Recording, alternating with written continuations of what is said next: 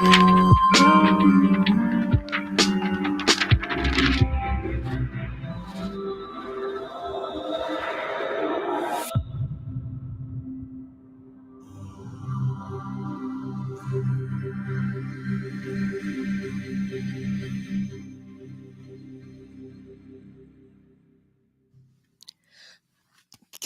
morning, all.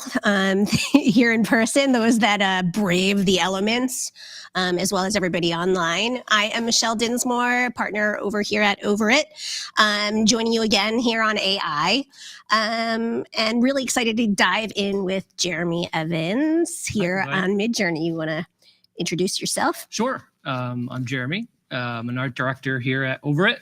I am also a cosmic dream alchemist.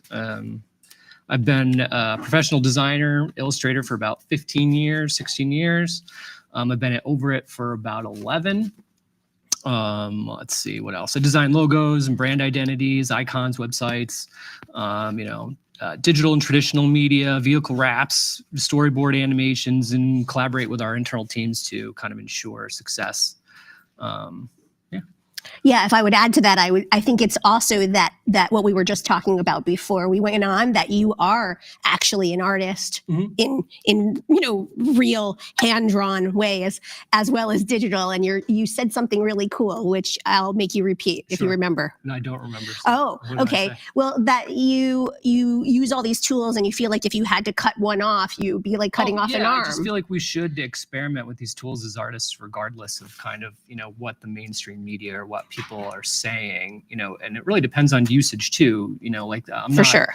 There isn't like a creativity competition necessarily. Like I'm not trying to win anything. So I think like experimenting with all these tools, playing with them, using them is necessary. I call it being an explorer. And I think because I'm a curious person, but not the artist you are, I'm learning because I want to learn and understand what's available, but kind of for the same reason, to not limit ourselves. Yeah, exactly. Well, I think it's important that we explore the technology that's available. I mean, I've made this point before, when it comes to AI controversies, but if tomorrow any one of these big AI models were shut down because they copied somebody's art, or it was proven that they stole something from someone, the model isn't going away. The idea of this isn't going away. So if they have to flush their model, they're going to retrain that model with data that they purchased, and it's still going to be a thing that we're going to be using regardless of whether or not the data is stolen or not.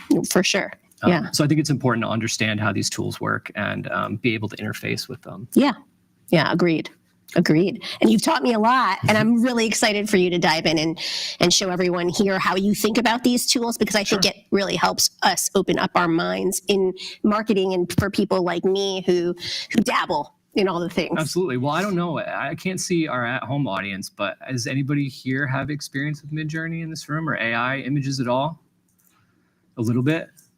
Cool. Okay. Well, today I'm not going to go. There's a lot that we can get into today in terms of the depth of these tools, but I'm going to keep it fairly surface level for everybody. And then, if we have questions or we want to dive in a little bit deeper, we can do that. So welcome. All the images and the presentation that you're going to see today are basically created via collaboration between me and MidJourney, mostly MidJourney. Let's see, I've already asked if you guys use MidJourney, so that's cool. I'm sure you've seen some of these images, and as we'll go through, hopefully you'll see some more. These were all made in different MidJourney models, all going all the way back to Test P, which is a while back now, but versions 5.2, 6, and 6.1. Obviously, I was involved in making all these images. Here's some examples. A lot of the images that I experiment with are things that I'm interested in. So I've done like a whole sort of series on like gods and goddesses and superheroes, and played around with, fantasy imagery and realistic photography, like the crow that you see down in the bottom corner there. But what is AI used for, right? What do I use it for? I use it for exploring my imaginative thinking. I didn't know this, but there's a lot of people out there who can't see things in their mind's eye, who have difficulty visualizing things, which is completely foreign to me as an artist. I see things almost in pictures and not in words. So this is a tool that's been very helpful for a lot of people, even therapeutically, just to help them kind of explore their imagination and visualize things and see things that maybe they wouldn't be able to see. So it's really great for that. It's really great for expanding human creativity.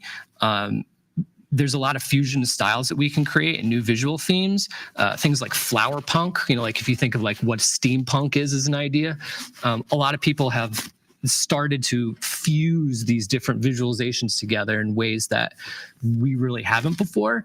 And so there's a lot of really creative and interesting visuals that are happening in this space that we just haven't seen before. So it's really great. Let's see. And what is stable diffusion? Does anybody in the audience have any idea what stable diffusion is? So when we talk about AI images, generally what we're talking about is stable diffusion, and it's basically a deep learning text-to-image model.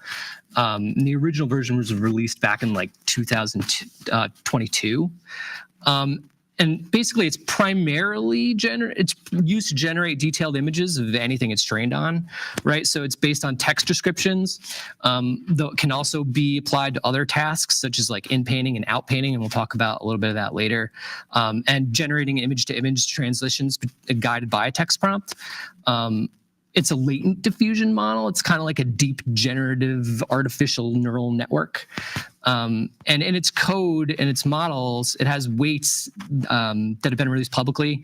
And it can run on most consumer hardware and equipped with a modest GPU. So if you've got a normal PC at home, it'll probably run on it. With about 8 gigs of RAM, I think, generally, is about what you'll need. And this marked a departure from the previous proprietary text-to-image models like DALL-E and MidJourney because they're proprietary and they're not released, so you can't go home and download a copy of MidJourney on your computer and use it. But you can do that with Stable Diffusion. So all of the models, MidJourney and a lot of the other models, use Stable Diffusion as a portion of the way that they generate images, but they all kind of add their own special secret sauces to this model, basically. And so this is kind of what the system looks like when you're generating an image. What happens is you get a grid of 4 after you enter your prompt. And the way it works is that it consists of like this forward and backward process, where the forward process consists of like progressively destroying data, right? So when MidJourney is looking through its data set and being trained, it looks at an image and then it destroys it, like it breaks it down into noise and a mess. And then it tries to build it back up again. And that's kind of the second part of it until it's pure noise, right? And then the backwards process is consisting of a unit, and that aims to like recover all of the original data as best as it can. So basically, it's like taking a cake and that's fully baked and throwing it against the wall and then picking up the pieces of that cake from the floor and rebuilding that cake, right? So when people say like, oh, it's copying my image or it's taking my things, and sort of, but not in the traditional way that you would think of, like it sliced this piece of my picture and put it in. It didn't really do that. What it's doing is it's learning based on the text prompts what's in this image and then breaking it down and trying to rebuild it again. So it's a really interesting model. So MidJourney uses seed numbers to create like a field of visual noise, like television static, as a starting point to generate those initial grids that we just saw on the screen here, these ones. And basically for each one of those seed numbers can be, you can generate your own seed number, or you can reference that seed number by pinging the MidJourney bot. So if you wanted to create an image that looked similar to the image that you generated, you can ping the bot, ask for the seed number, and then use that seed number in your prompt to create an image that looks very similar to the one that you just got. So it's kind of a very interesting and very complex system, but it's cake. So who are the main players? There's a bunch. Stability AI, CompViz Group, and Computer Vision Learning Group at Ludwig Maximilian University in Munich. They actually developed Stable Diffusion.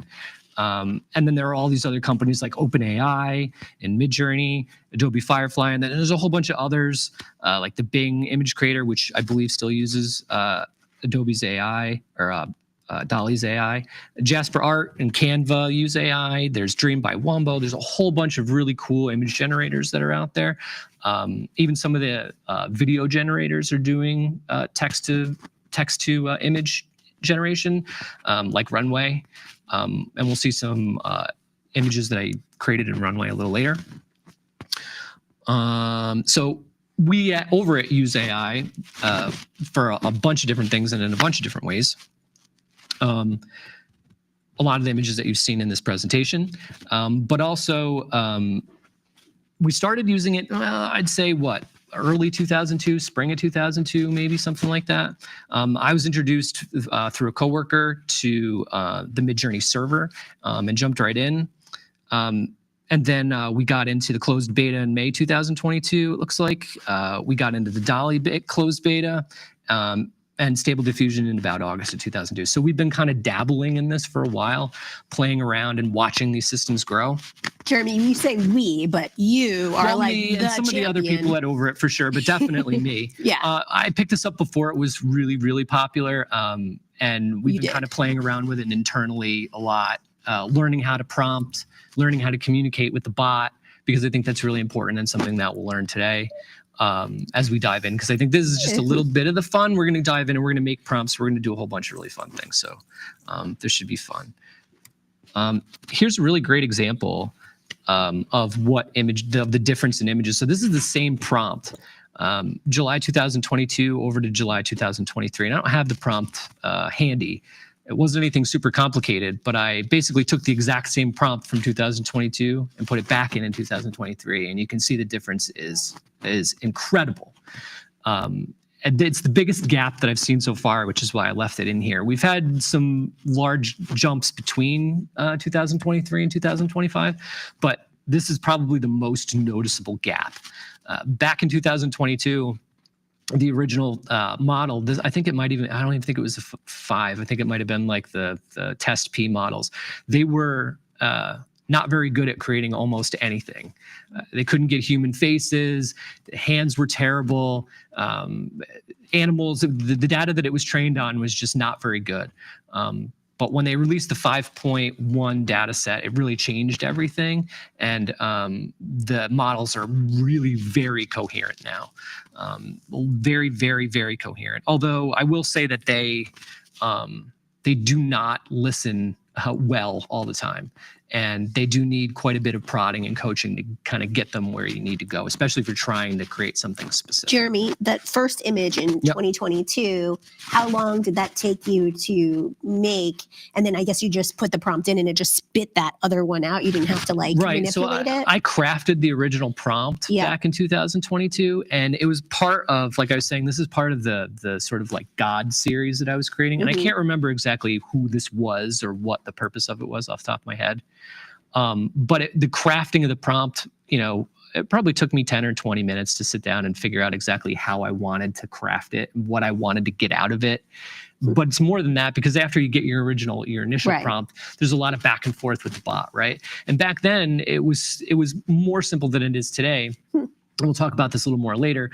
But along with our prompts, we can also add all kinds of modifiers to these prompts to kind of change what our output image will be. We can give it sort of instructions that are secondary from the prompt.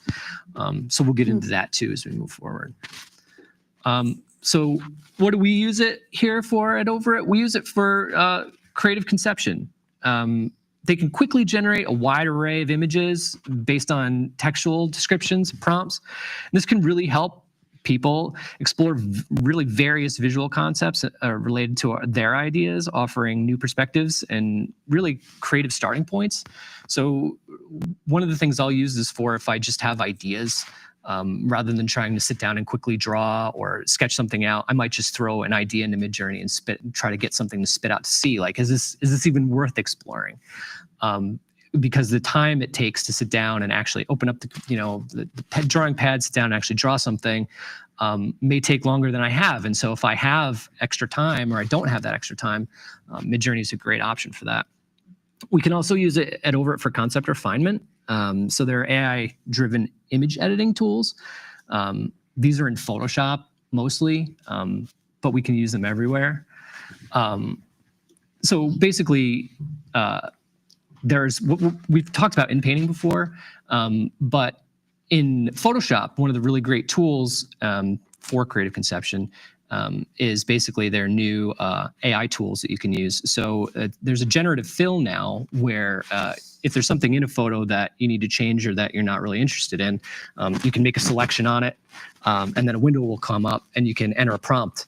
And the prompt will look at the image itself, what's in it, and then what you're asking for, and just change the piece of the image that you've selected, right? So there's a lot of really cool ways to use AI to tweak an image that you already have existing that you're almost completely happy with.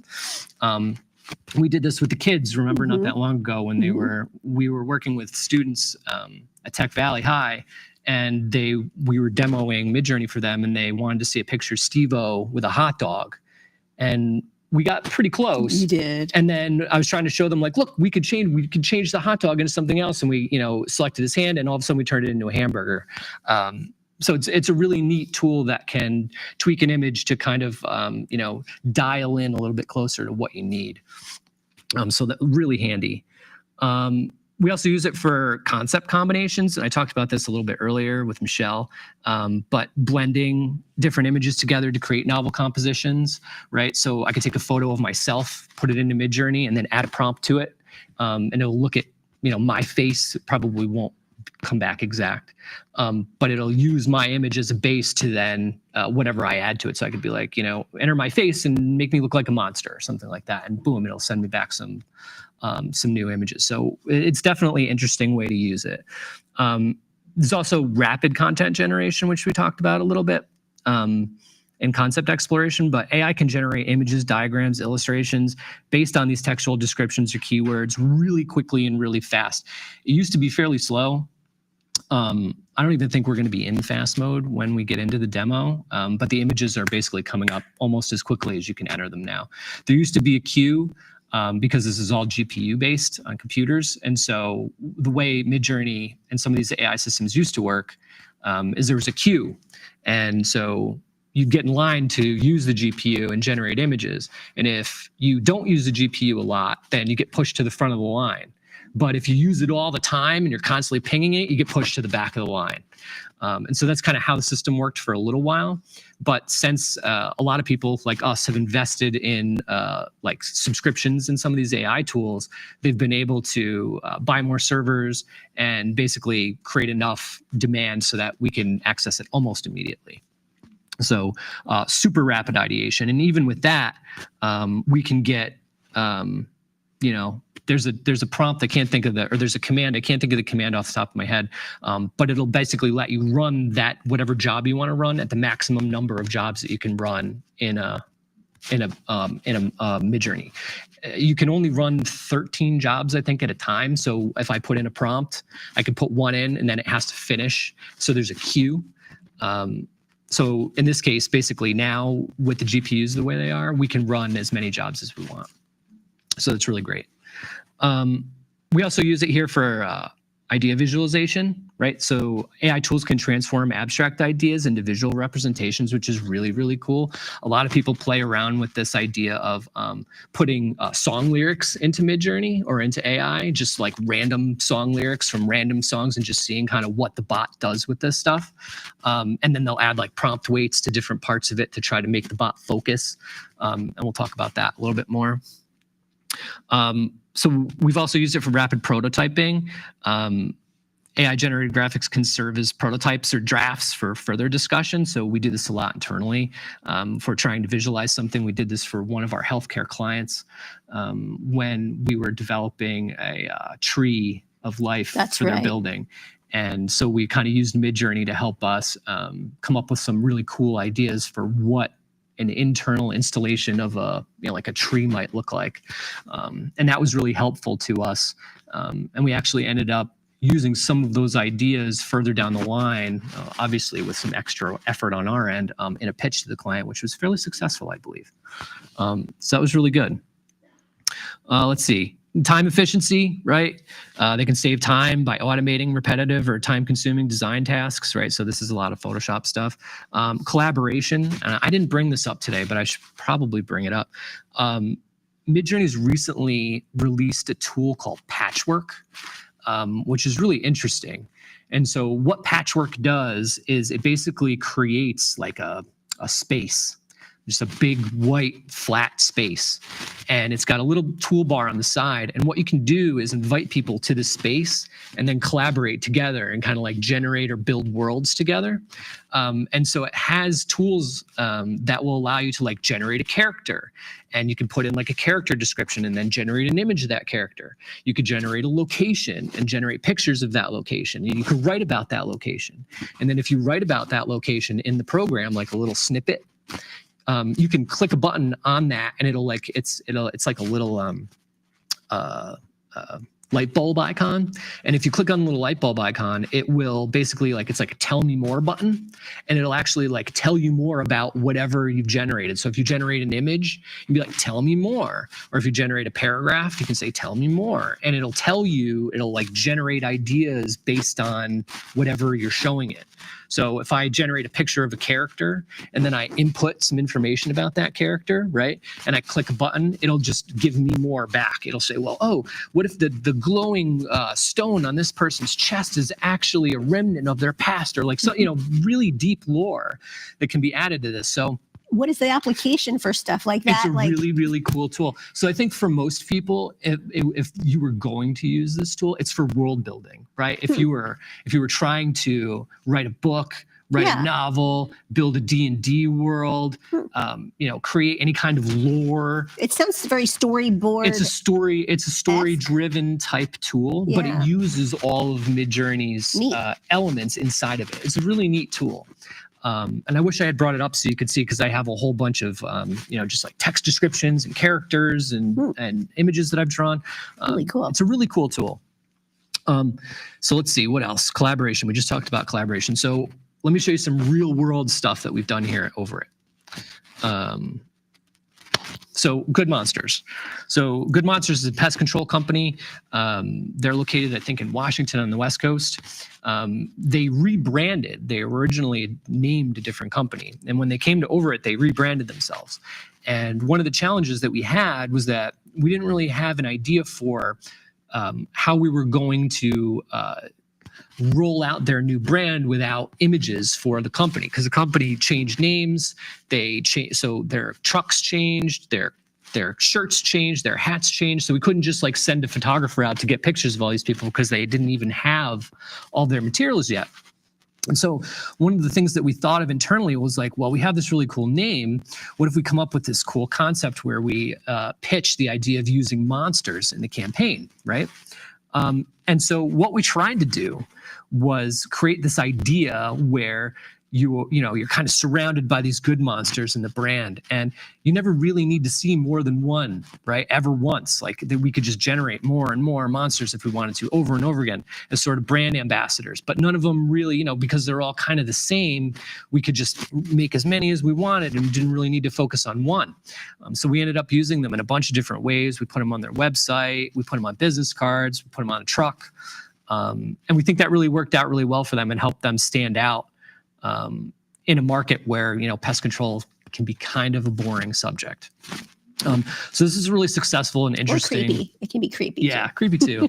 But this is an interesting and more fun and playful way to kind of approach it. And we had pitched all kinds of really fun ideas with this, creating dolls based on the monsters that you could give as takeaways.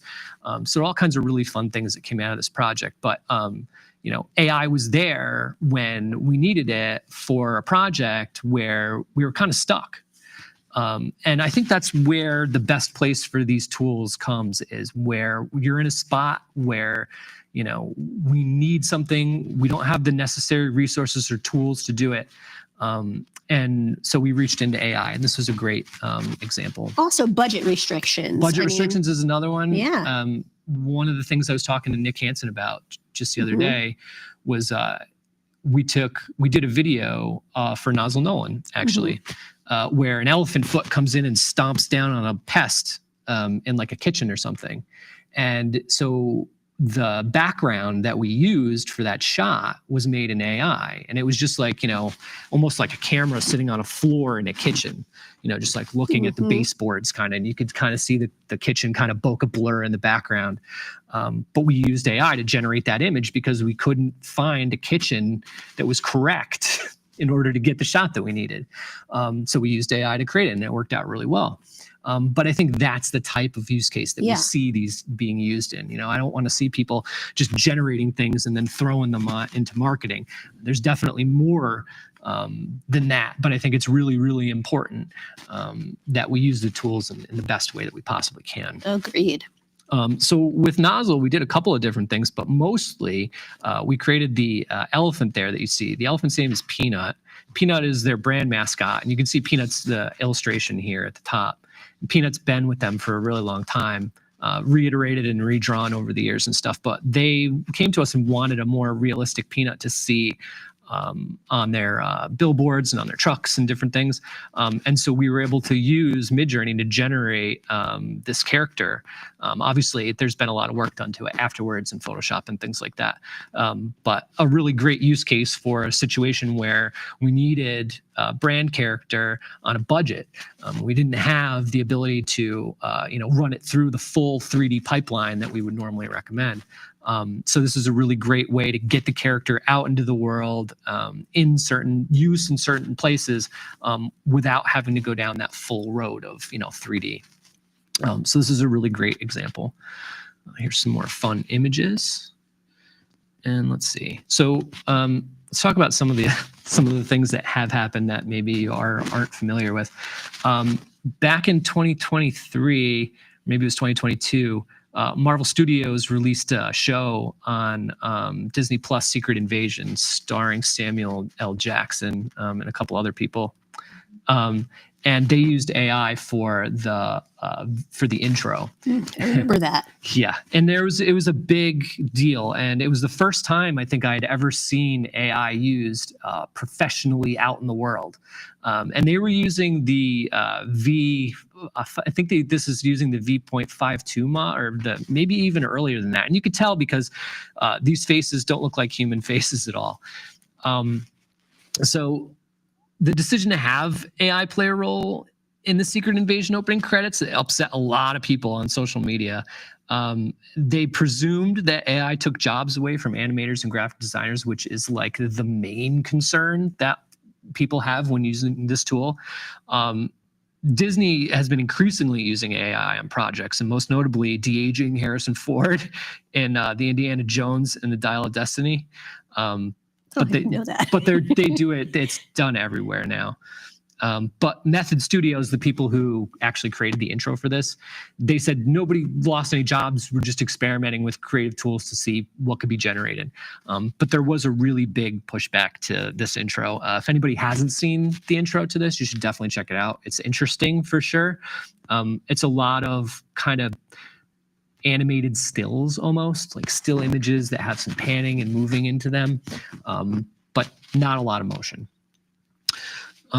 Let's see what else. Coca-Cola. So Coca-Cola has been involved more recently in some fun AI things, but they had an alliance. They ran an AI contest, and they announced an alliance with OpenAI to create magic. And basically, Coca-Cola's been in the advertising game forever, right? So as soon as anything new comes out, they're going to be one of the first people to adopt it, play with it, and throw it out into the world. So in 1955, they turned to radio and television ads. So they've been doing this for forever. So it's no surprise that they've embraced AI. So let's see. They were the first company to announce to take on this alliance that they had with OpenAI. So they were like one of the first companies to align with an AI company to generate actual art. So they worked with a consulting firm and announced like this global alliance with OpenAI in order to integrate AI onto their internal systems. And so to kick off the partnership, Coke launched this contest called Create Real Magic, and they invited users, you and me, to go to this website and basically like use ChatGPT and DALL-E to generate these images that you're seeing here for a brand campaign. And so what can we learn from Coke in this situation? Stay on top of the market and innovations and use AI wisely and find ways to involve your customers and increase brand awareness, right? So in this case, they did a really good job of increasing their brand awareness through this campaign by having, you know, regular users generate basically advertising images for them. Pretty creative. This one's probably my favorite of the group. So Nutella made about 7 million unique jars using AI generated labels, which is crazy. So every jar was completely unique. So Ferraro makes Nutella, and they worked with an advertising agency, and they created this project called Nutella Unica. So it's like being a piece of art, and it's kind of like being stamped with its own unique code, so it can be authenticated by collectors. So there's no two special edition jars that were the same. They sold 7 million through Italian markets. They sold through them in a month. So that's pretty crazy. So what can we learn from Nutella's AI? People love to feel like they're taking part in a one-of-a-kind product, and this is definitely a one-of-a-kind product. And they play to this need by creating unique experiences for customers through the use of AI. So this is a really neat way for these guys to create a really unique experience with their product for people to just go and grab. And I imagine there's probably some collectors out there who are probably trying to collect as many of these as they can, which is strange. Yeah, very. All right, so let's have some fun. Let's jump into this. I don't remember how many people actually raised their hand, but how many have you guys actually used MidJourney or AI before? Just one? Okay, cool. Let's jump in and play around a little bit then. So MidJourney is a bit complicated, or at least it was. It's gotten a little less complicated as time has gone on. But I'm going to show you a couple of different things here. Let's go to the website first before we jump in. So this is MidJourney's website. And one of the things I dig about the site is that it's got this cool explore button on it. And the explore button opens up the main interface, but it also gives you kind of a window into like what's popular on MidJourney right now. And so you can see that there's a lot of really cool images that are being generated all the time. So really cool stuff. So I don't know if I'm logged in, but let's log in. Cool. So this is the main interface on the website, and you can generate images on the website right from the top. And you can interface with the bot through this filter system here if you want to use the website. I'm an old school user of MidJourney, so I use their Discord. Is anybody in here familiar with Discord? Nope. Awesome. All right. So Discord is basically like it's a global chat platform, to make it simple. And basically how it works is there are servers over, it has its own server, but MidJourney has its own server as well. And on this MidJourney server, you can join and see you can get information about how MidJourney works. In the Get Started tab, you can see kind of what announcements are being released, the newest things that MidJourney has done. You can check out community updates, and all this stuff is here just for everybody to kind of come in all together and be able to access information really quickly, but also be able to interact with the staff at MidJourney. So you can come here when you sign up. You don't need to, but they have rules and they have a status thing here. So they'll tell you if there's a service issue or if something's down or if they're doing database maintenance or if there's an incident in Discord or anything like that. So really, really helpful for when you need to use the tool. So one of the things that you can do is you can join these newcomer rooms. And if you join a newcomer room, you can actually watch people generate images in real time.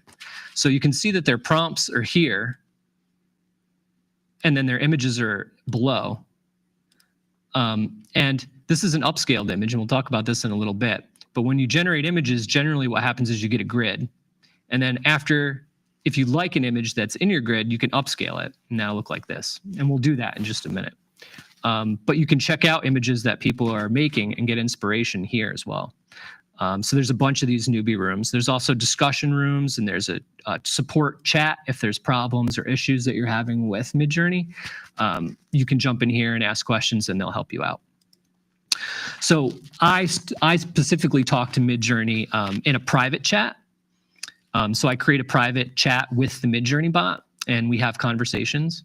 And so this specific conversation looks like somebody here on the crew was trying to create a woman wearing a pink varsity jacket.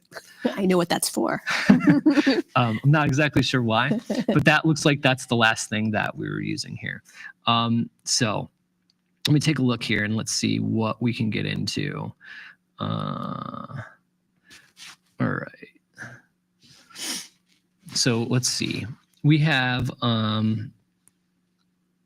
let's talk about versions quick.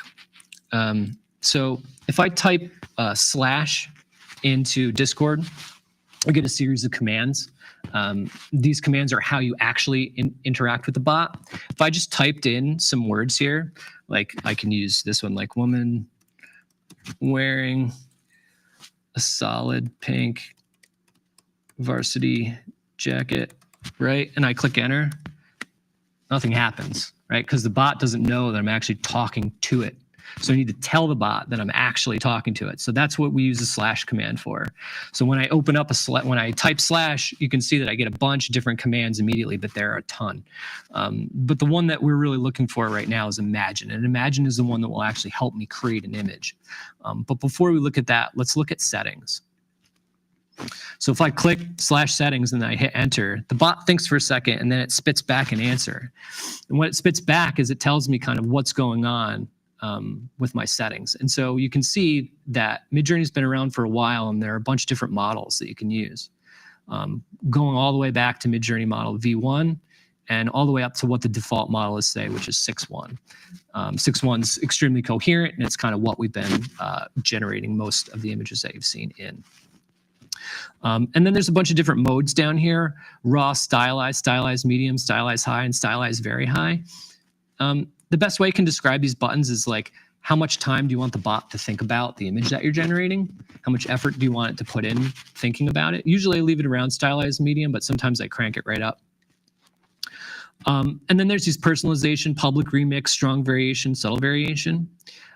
So there's a personalization mode. I won't get too much into this, but essentially you can personalize the MidJourney bot by filling out a questionnaire or entering a bunch of information to kind of tweak it and kind of lean it to the direction that you're going or where you'd like to take it. Public and private mode, basically by default, when you work in MidJourney, you work publicly. So every image that you generate is publicly added to your profile and can be accessed by anybody. So if you want to work privately, and I believe we're in private mode right now, we click this button and now we're in stealth. So we were public and now we're in stealth. Remix mode is really interesting, and we'll show this off a little bit, probably while we're running some prompts. But remix mode is essentially, it allows you to generate an image and then tweak it afterwards.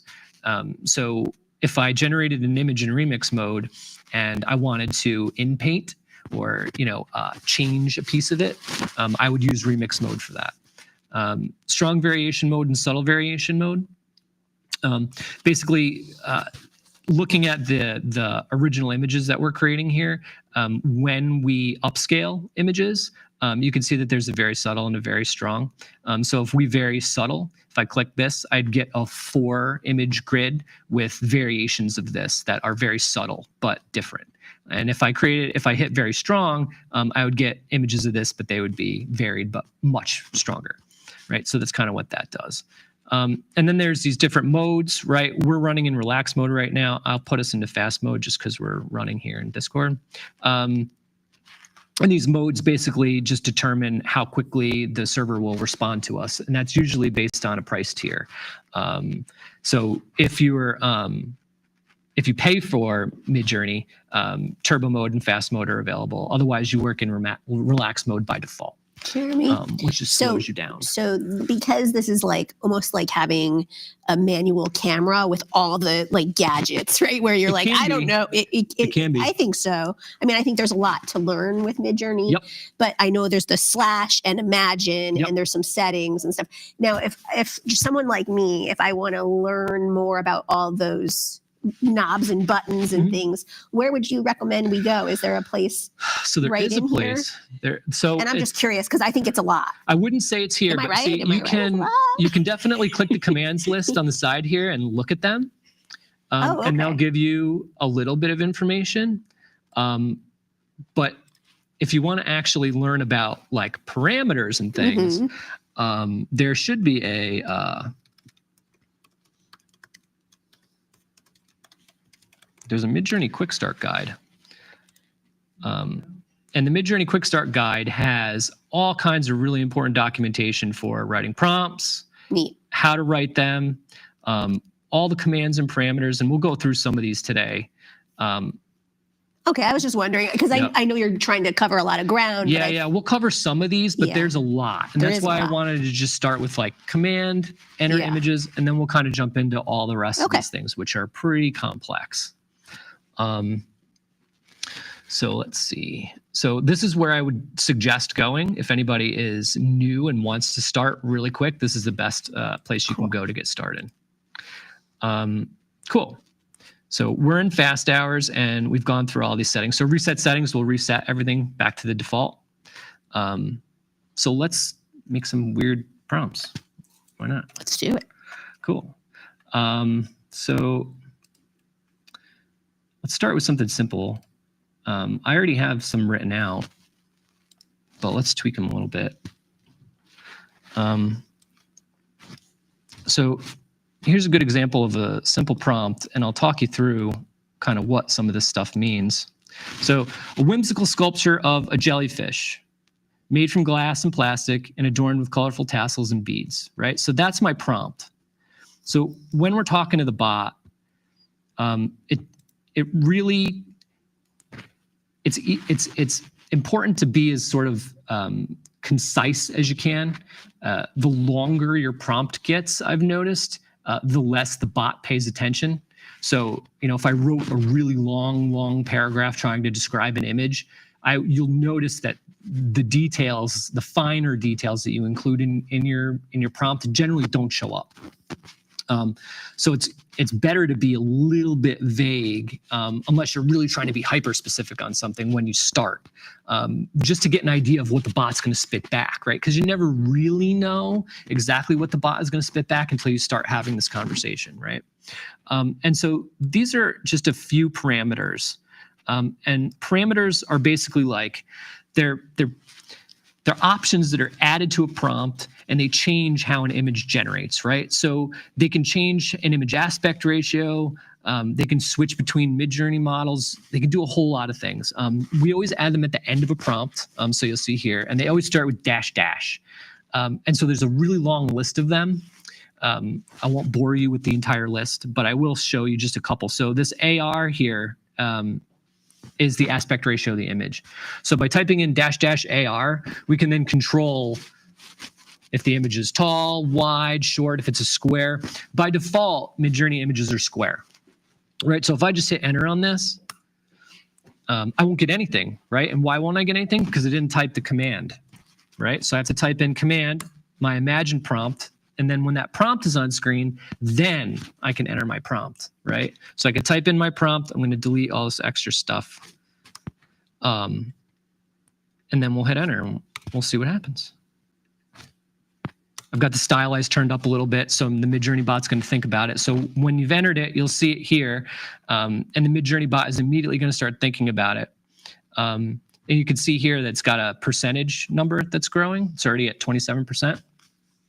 I don't know if I have this turned off, but a lot of times you used to be able to see the image. There it is, as it generates.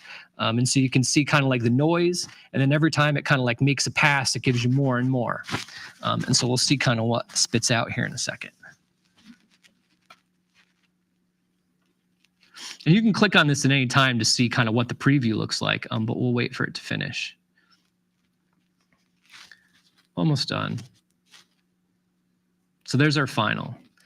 And if I click on it, we can open it in the browser if we want to look at it a little bit bigger. And you can see kind of what we got, which is what I expected based on the words that I put in, right? And I think, you know, whimsical was really the key word here that really made it nice. So that's a really cool thing. So let's say we like this first one, but maybe it's not perfect. We could run a variation on this with these buttons down here. So this V1 corresponds to this image here, and V2 and V3 and V4. And the U's are for upscaling. So if I wanted to peel one of these images off of this grid, I could use these upscale buttons to do that. So let's run a variation just on this first one here. You can see that I have remix turned on. And so when I have remix turned on, it's going to prompt me again. If I want to change my prompt, I can do that here. So if I wanted to add a tweak to it or modify it in any way, I could do that here, but I don't want to. So I'm just going to hit submit. And it's going to run another variation of just this one job for me. So this original image will come back in a 4 grid with 4 variations of it. My guess is it'll be fairly close, but the shapes of the bottoms will be different. The tassels will probably be different colors, but it'll be somewhat similar. We're about, what, 50% through? Pretty cool, right, Michelle? Yeah. Hey, Jeremy, you used the word noise a few times. Is that like a word in AI for image generation? Is that a word people use, or is that your word? No, I'm just curious. It's just a word that we use to kind of describe the way that the image starts generating. MidJourney starts an image generation always from static. So like if you just turned on a TV and it's just a bunch of noise, right? Every image generation starts with that and a seed number that's attached to it. And you can then reference that seed number again in order to reference whatever image that you've generated with that seed. But the static part of it is just the way that MidJourney breaks down and rebuilds the images. So it always starts as static. And you can kind of see it when it's really blurry. And then it starts to kind of build up and build up and build up. And then all of a sudden you've got these really cool images at the end. So you can see that our original image that I made a variant of, this one, it's got kind of this little mushroom-shaped top with the colored tassels, and we're getting more of that here, but with some variation, right? Like I said, the tassels are different colors, but there's kind of similar. The shapes of the top have changed, but not a lot. And so you could chase this down further if you wanted to, or if you really liked one of these images, you could just upscale it with a U button. So I've upscaled the third one here. And that'll only take a second because it's already basically full size, but it's been peeled off. So now we can look at it. What is upscale for the audience here who may not know? So upscaling, how this works is MidJourney creates an image grid of images, and depending on your aspect ratio, they're going to be different sizes, but the base value is 1024 by 1024. So a little bit smaller than a default Instagram image. When you upscale an image, what you're doing is you're peeling it off of that grid. And so now it's just the one image, right? So now I have just the one image at, 1024 by 1024. This is a little off because it's a different aspect ratio. But what it means is it's been peeled off and it's bigger. But the original upscale would actually make the image bigger, right? But the upscale button now, it just kind of peels the image off of the grid. So now you have just one image. But I can upscale it further, right? So if I upscale subtle, which we can do right now, it's going to upscale the image. It's going to make it bigger. I'm not exactly sure how many times bigger this upscale is now. But when we're making it bigger, it's going to try to, with these subtle details, it's going to try to retain as much detail as it can, but it's going to make the image much, much bigger. And so the idea for that is, a lot of times you'll be generating an image, but you realize that the use case for it, you actually need it. It's too small. I need this image. I want to use it in a place, but when I put it there, it's too small. It doesn't fill the space. It doesn't work.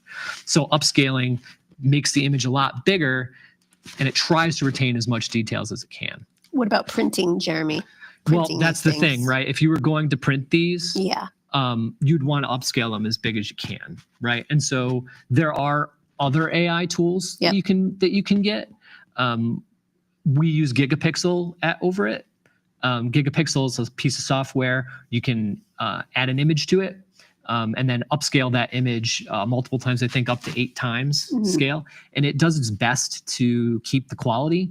But there are a bunch of different upscale models that you can choose from. So when you enter your image into this software, you can select from a bunch of different models depending on the quality of your image and where it is. So if it was a photograph, or if it's like a really, really old degraded photograph, or it's really small and pixelated, or you can even have it focus specifically on faces. So if you've got a photo and it's all blurry and someone's face is kind of blurry or lost in it, they have facial recovery that you can run in there. Well, they'll run AI algorithms over the person's face and try to find and repair their features, basically. So upscaling tools are really cool and really important when you're using AI, mostly because a lot of these images at 1024 by 1024, they're not really production usable, right? Right. In some circumstances, maybe. I mean, I would never recommend running an image and just using it in production. But if you were going to want to use these assets in production for anything, a lot of times they come out very small, which can be difficult. So now we've upscaled this, I don't know how many times, but you can see that it's way bigger. And let's talk about the AI image quality. Right?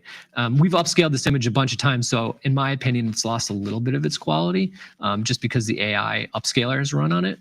But there's always issues and problems. You can see this doesn't look quite right even at this scale, right? These tassels look a little weird and shiny. Everything looks like it's kind of plasticky. All these orbs are a little weird and off. So AI is definitely not perfect, and there's a lot of work that needs to be done. If I was going to use this image, I would probably bring it into Photoshop and spend a lot of time with it. But it would be a great place to start if I was going to start painting. So really cool.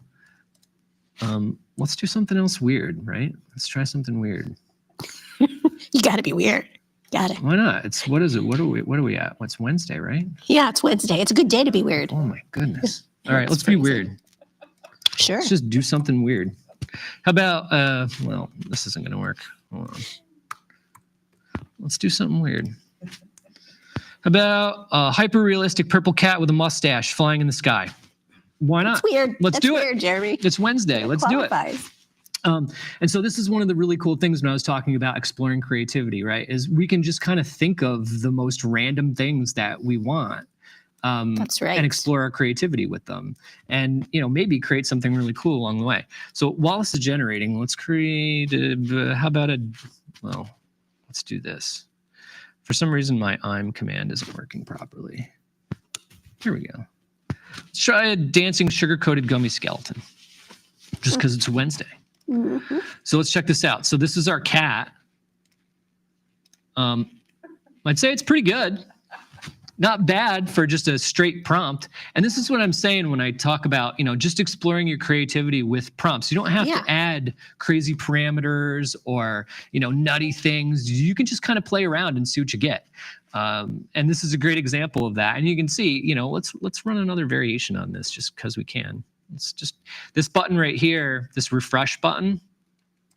It lets you run the same job again and again. So I don't have to type in this whole command again for the cat. I could just hit refresh and it'll run the job again for me. So here's our candy skeleton. He came out pretty cool, right? But this is just kind of like on the fly, a couple of words thrown in, prompting, and I'm not really directing, the photography here, although you could. Right. So I could suggest that it be macro, or I could suggest that, the skeleton is a specific color. Right. Or, we could take the sugar coating off of them. So there's a lot of weird and different, interesting things that we could do with any of these images as they come through. Oh, there's a good one. Cool. So you can kind of see the breadth and the scope of this. Let's do something a little more traditional. Let me grab one of these. This one I'm going to crank the stylize up on. Let's see. Whoop. No slash. So here we go. Let's try a blueberry photograph. This is an actual I'm actually going for a photograph because now I'm specifying, I'm telling it like I want a photo of a blueberry. So let's see what that gives us. Oh, I have an unrecognized parameter here, so that's okay. Let's try again. It's probably because I have all this extra stuff because I'm copying. All right, let's try that again. Here we go. And while we're doing that, let's do another weird one. So I was playing around with this idea earlier, or at least it was floating around in my head. Love it. And before you guys came, I was kind of goofing with prompts. So let's see, Jellycat style, fluffy and cute plush design, a plush toy in the shape of a bottle of hot sauce. The bottle says Tabasco. A highly detailed plush texture, furry, soft and fluffy texture, front product photography, high quality details. Let's see what we get.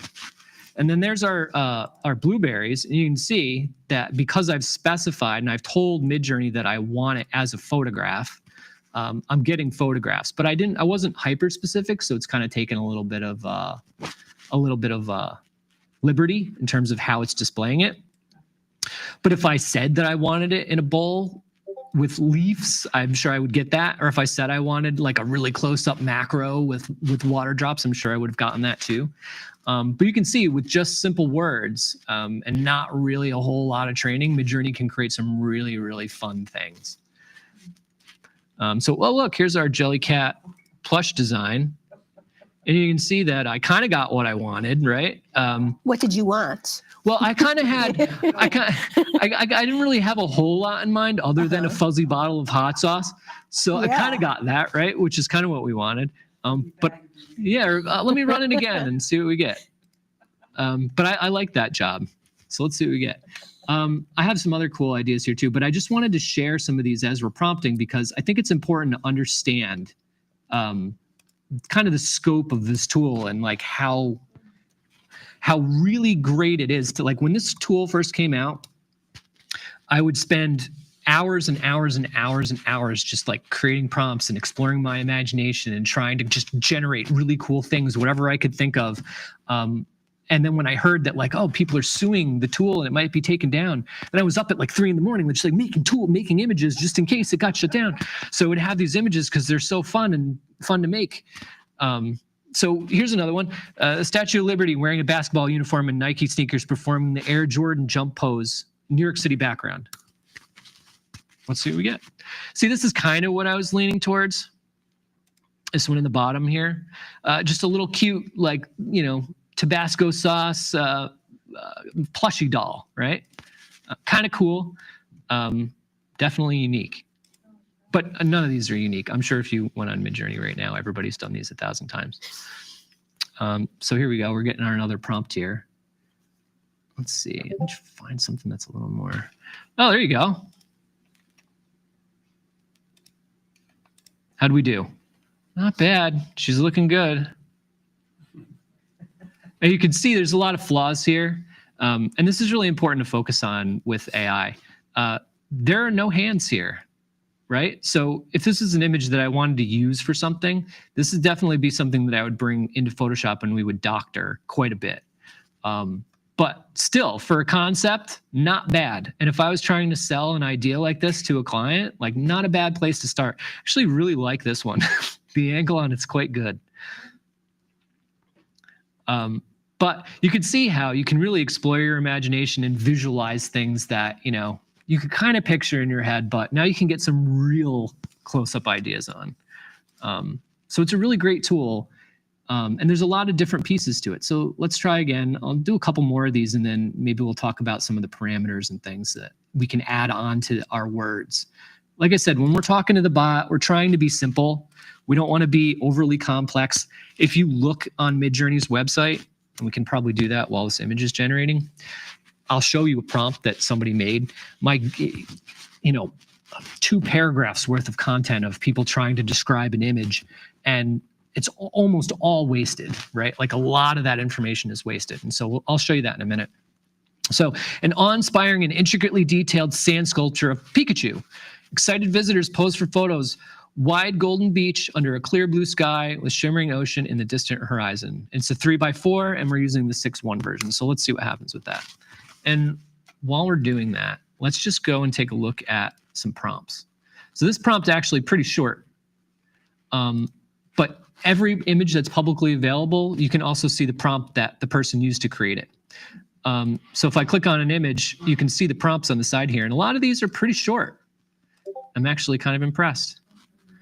A lot of times what I'll see is like this whole column is just filled with text. And most of it completely unusable. And the bot really isn't paying very much attention to it, which is unfortunate. But that's kind of the way it works. It's best to be concise. There's one. So this, way too much, way too descriptive. They are using hex codes. I don't even know if the MidJourney bot understands hex codes. What's a hex code? So for people who don't know, and designers, basically color is broken up into a bunch of different things. But when we're talking about color on a computer screen, we use one of the tools that we use is a hexadecimal code. And so using these 6 digits, I don't know exactly what color this is off the top of my head, but this pound sign and these 6 digits, they represent a color. It's obviously some kind of pink is my guess based on what's in the image. But this is way too much copy for a MidJourney bot. The bot probably really stopped paying attention. Maybe here, but a lot of this stuff is just getting lost. I'm sure it's still paying attention to some of it, depending on what the words are. But if I was going to like reprompt this or retype this prompt, most of this text would be gone. A lot of this is superfluous and unnecessary. Like the overall mood is serene, elegant, and slightly surreal. Maybe, but a lot of this stuff could be removed from the prompt. So when you're talking to the MidJourney bot, be concise. Don't type, it doesn't care about a paragraph of copy. So definitely be concise. So it looks like our Pikachu is back. And it did a pretty good job. Not too many touristy people taking pictures, but I definitely kind of got the feeling I was going for. There's somebody in the background taking a picture. Not bad. Fun. I think that came out pretty good. Yeah. Cool. All right. So that's kind of what it's like when we add just text, right? But you've seen some of these parameters that we add on to the end. So we could talk about a few of them. I've got a question for you too. Go ahead.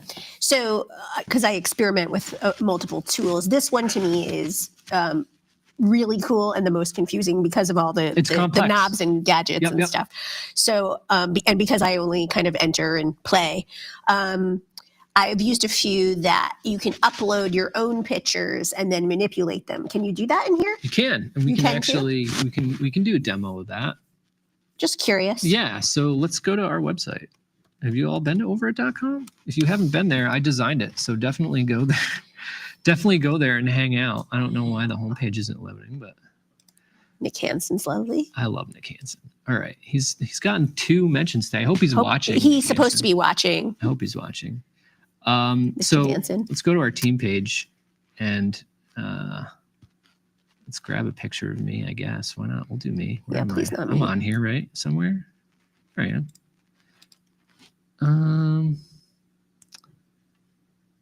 Let's see. I gotta grab this image, but Lewis has it hidden away somewhere.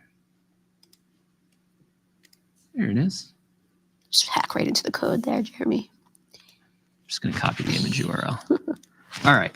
So if we want to use an image in a prompt, I just grabbed this picture of myself. We took it on the studio cycle over there. And you can paste in a JPEG of an image. It has to be a JPEG? It can be any image, but in this case, this just happens to be a JPEG. But I'm pretty sure like your WebPs, your PNGs, all that stuff, that should all work.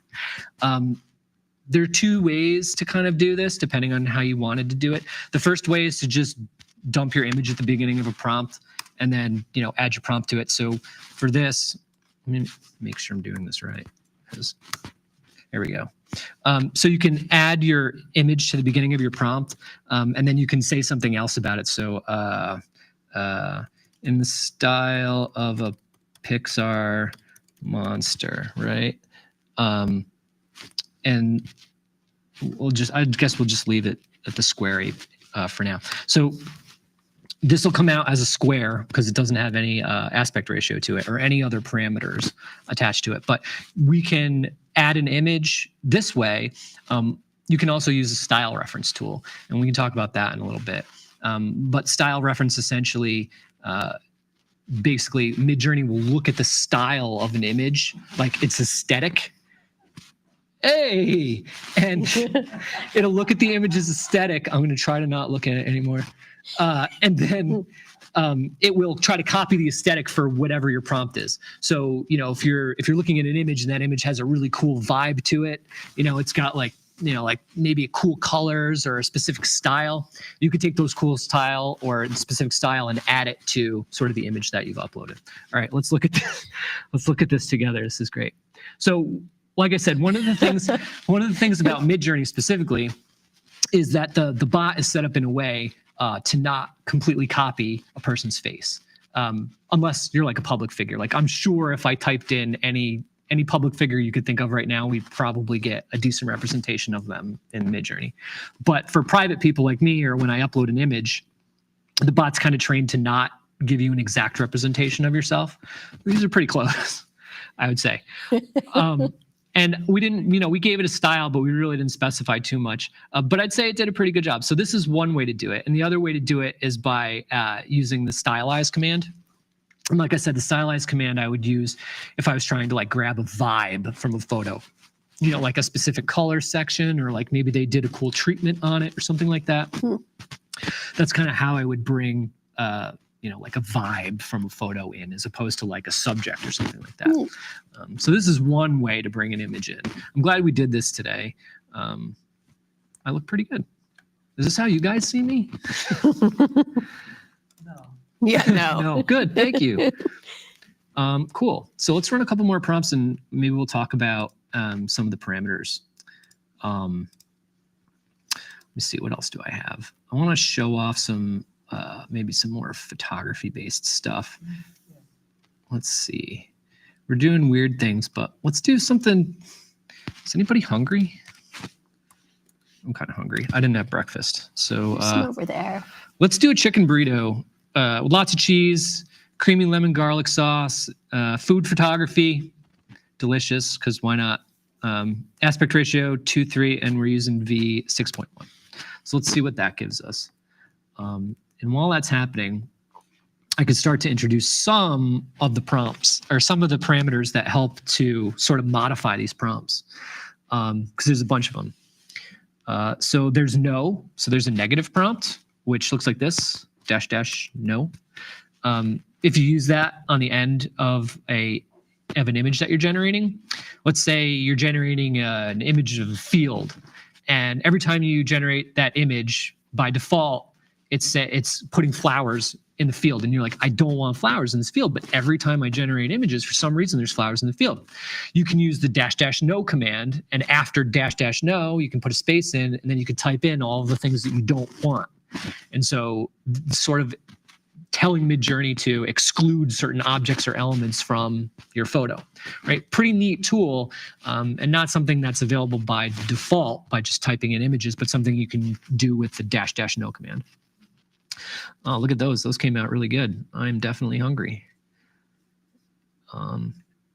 It's pretty good for food photography. If I was in a pinch for a shot of a burrito, this isn't too bad. That bottom one doesn't really look like a burrito, but this one does. So that's kind of one of the things that happens too, is, the MidJourney bot listens, but it doesn't. I don't know what that is, but it's definitely not a burrito. So Jeremy, if we were in a pinch, say a hospitality client came to us and said, we can't get anyone there. Can you just come up with an image that looks like our sandwich or burrito? Possibly, I think so. And especially if we could reference it. Yeah. Right? Like you saw how I referenced a photo of myself earlier. Like if we had a photo of something that they had made in the past, even if it wasn't that great, we could probably reference it to help push the image along. But I've seen this done, and you probably will now too, if you're actually paying attention. Companies do this all the time. They'll create AI generated images of food and include it on a menu or put it online, or it happens a lot.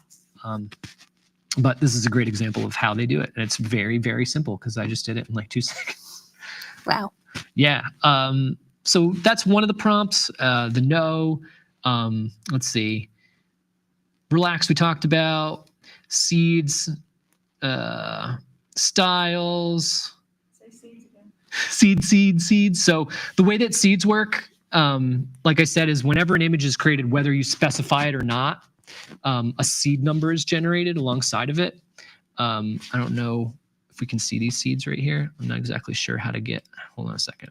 I think that the way that you get the seed number, because we're in Discord, so it's a little weird, but I think the way that we get it is by asking for it via the envelope icon, I think. Yep. And so if you type in the envelope icon after you generate an image, or you react to an image with an envelope icon, what happens is you get the seed number and the job ID for that image.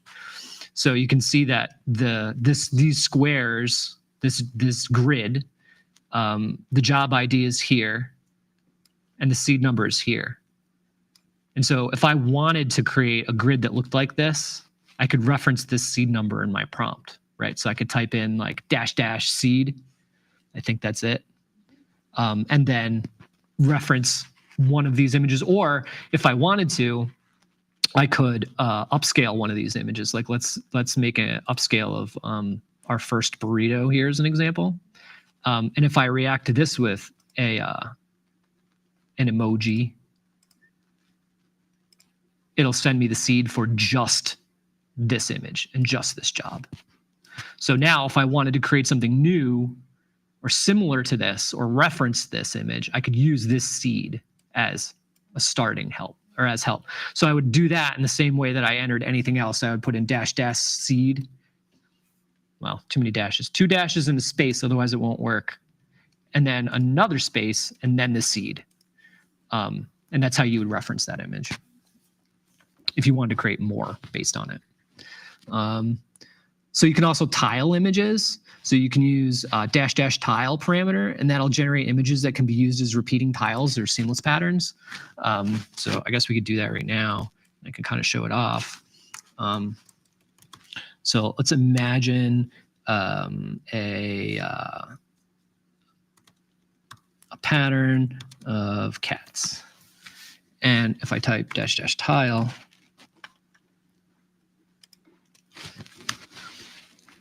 it should create a hopefully seamless, it probably won't be completely seamless, so they have updated the algorithm a couple of times, a seamless pattern where I can use this one swatch and then take it and stack it next to each other and just create this kind of an infinite pattern of cats in this case.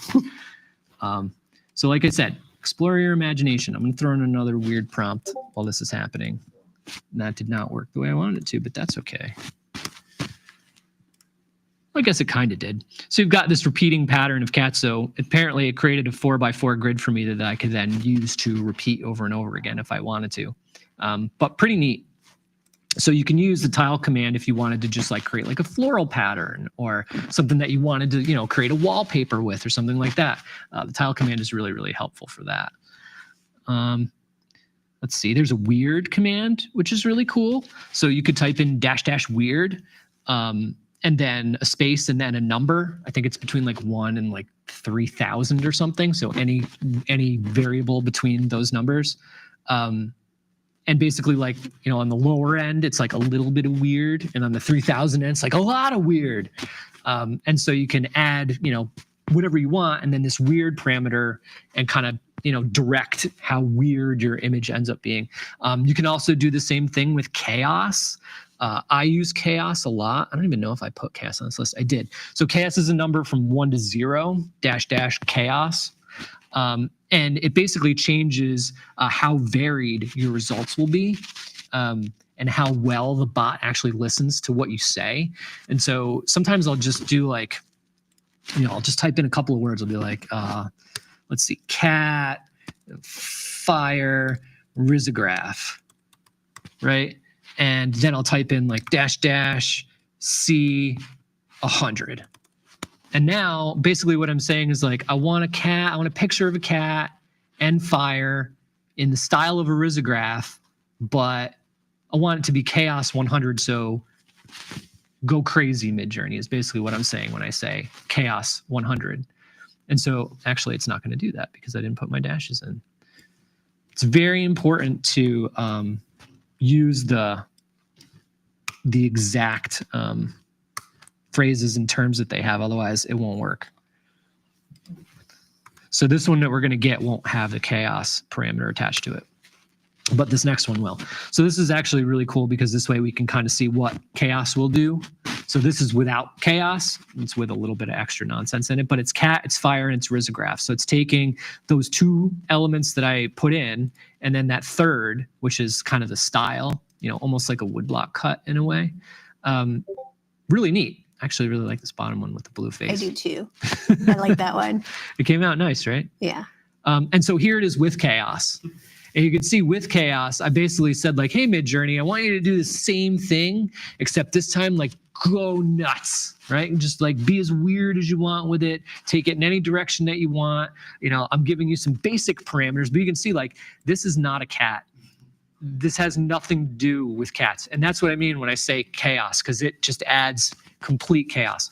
Now, if we ran this job like 3 or 4 times, what you would find is that this is going to be completely different every time.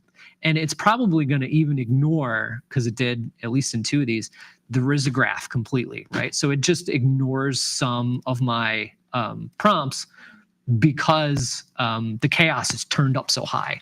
So in these images that we'll see as they're being built, see, like it is completely ignoring me now that I've dialed that chaos way, way up. But what I'm getting now is kind of fun and kind of unexpected. So a lot of times what I'll do is if I didn't have a crazy idea or a hyper specific idea, but I have some general ideas, I'll put them in and then throw the chaos up and just like let it go nuts. Or the same thing with weird, right? I'll throw the weird up and let it go nuts. But you can see how it really listened to me and was very coherent when I was clear with it. But then when I gave it its own latitude, I mean, I did dial it up to 100. But when I dialed it up to 100, all of a sudden the images that I'm generating are wacky and weird and almost not related, right? In some circumstances, maybe, like this bottom one, definitely. But in other circumstances, like not at all. And so this can be fun in terms of just like random experimentation, right? You get a lot of really cool, really interesting images from like wild experimentation like this. So lots of really cool stuff. Let's do that again, but without the chaos, just to show it. And then I'll do it again, maybe with like 25% or something like that. So you can kind of see what that looks like. Just to get an idea of kind of how much the chaos controls what we're doing. Let's see. While that's going on,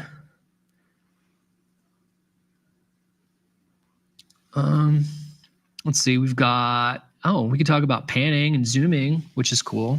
So one of the cool things that you can do in MidJourney once you have an image generated is pan or zoom, which is kind of interesting. So as an example, let's grab this cat here. What is it, U3? And I'm going to upscale this guy here. And we'll run some zooming and panning on him. So you can see that underneath the upscale, creative, and subtle, and the vary buttons, there are the zoom out and zoom in, zoom out ×2, zoom out ×1, and then a custom zoom. And then these arrows here. So the zoom outs are obviously for zooming. So let's zoom out ×2 just to see what that looks like. And we'll demonstrate that. And then we'll also do a pan. So if I click this arrow, it lets me pan to the right or to the left or up and down. So let's see what those two things do. But basically these tools work exactly as defined. And you can see here, oh, cool. Yeah, we can't see it. It's probably because it's gone now. But what you're seeing here is the original image in this like sort of outline, and then this black area around it is kind of like what's being added.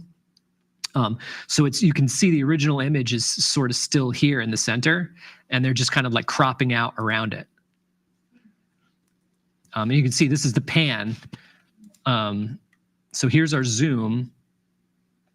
So here's the original image, just so everybody can kind of see. So we couldn't see the bottom of the cat at all. It's kind of cropped fairly tightly around him and his head. And then down here, we've gotten almost the entire cat now, wrapped up, the entire block of flames now as well. So I assume if we zoomed out on this again, MidJourney would probably do something weird, but let's try it. Let's upscale this and see what happens.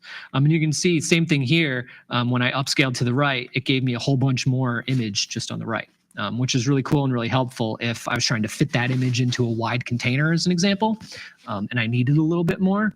MidJourney allows you to get that. All right, so we've upscaled this cat that we have, zoomed out on a little bit. So I want to run the zoom command again. Now, sometimes what happens is it will fill this with just clear black and it'll be nothing. But sometimes MidJourney goes a little weird and maybe this will be like inside of a photograph that like a kid is holding or something like that. It's not always clear what the zoom out is going to do. So it's kind of interesting to play around with. It looks like here we might get all black, but maybe not. Looks like maybe I added something here too. Yep, so it looks like this one, it added maybe some little kitten heads. But the rest of it did a pretty good job in terms of coherently giving me just more black, which is kind of what I expected. But that doesn't always happen. What else do we have? Got zoom in, got remix in. Let's try varying a couple of these. Well, actually, all right. So let's vary this guy strong and we'll vary this guy subtle. So you can see the differences when we're asking MidJourney to vary images that we run. This works basically the same on all images. We get a subtle variation and a strong variation, grids of 4.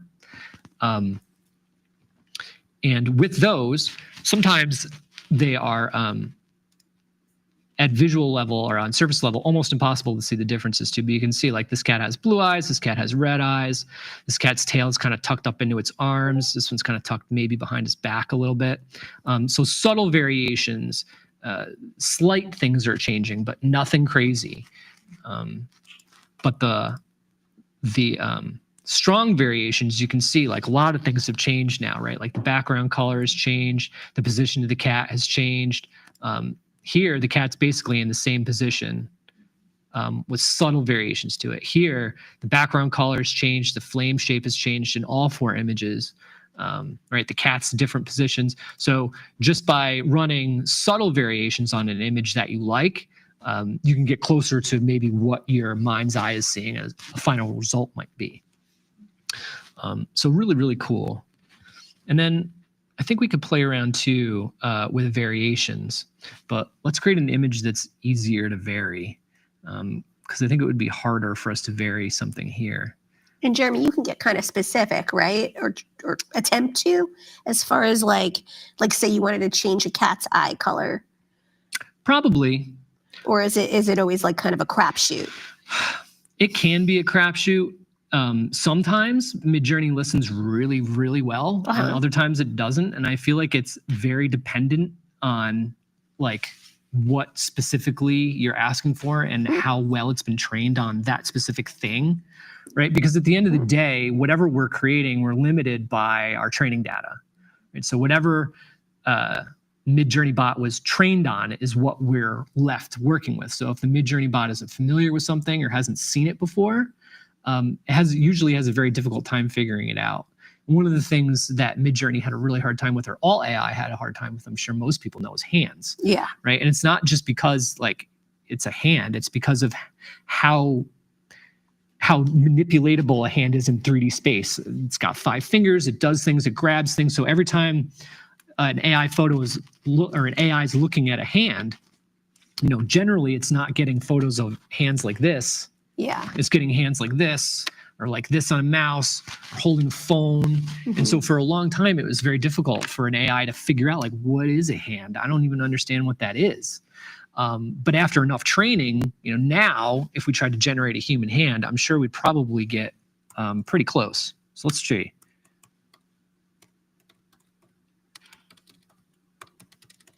photograph of a human hand. And let's see how well that works, because that's pretty hyper specific. I'll show you the videos in a little while, and in some of those, Runway has actually generated hands for me. In some circumstances, they look really good, and in some circumstances, not so much, unfortunately. So let's let that run. And I'm gonna throw another weird one out at you too. I have a pug at home, so a lot of my prompts are pug focused. I apologize. No need.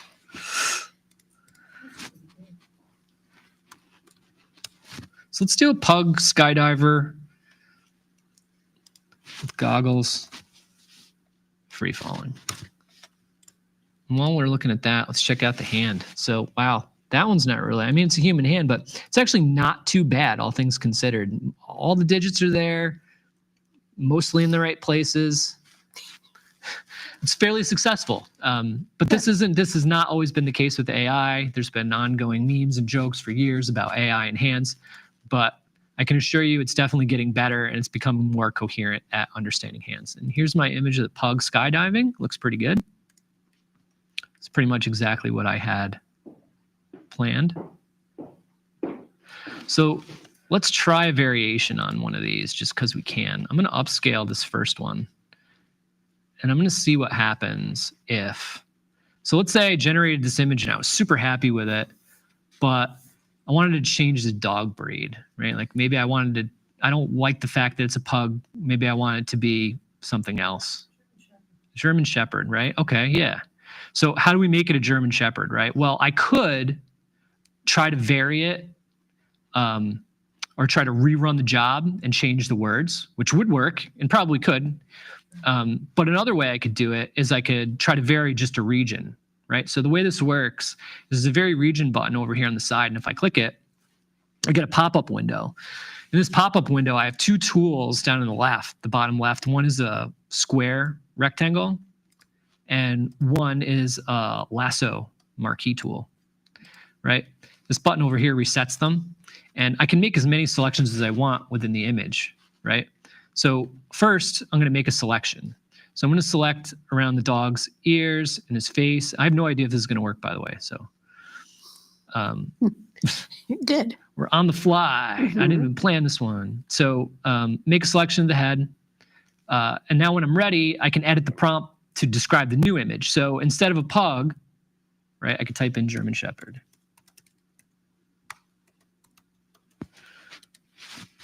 Now, I'll hit enter.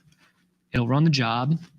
And now when we get a new foregrid, I know heads up foregrid will look like this. Hopefully it'll be all of this except with a different head. So let's see how that ends up. Looks pretty good so far. Looks like it might actually work. We did it. So just that quickly, we kept most of the original image, right? Pretty much all of the original image, except the face of the dog, which is what we were going for. Obviously, the color of the paws is a little off now and everything else. But you can see how you could generate an image and then easily replace a piece of it or all of it if you wanted to. You can also make multiple selections in the image. So if I wanted to go back in and make those paws brown, as an example, we could do that too. Or we could say, change the color of his jacket. So let's do it again. We'll upscale V1, and then I'll vary region.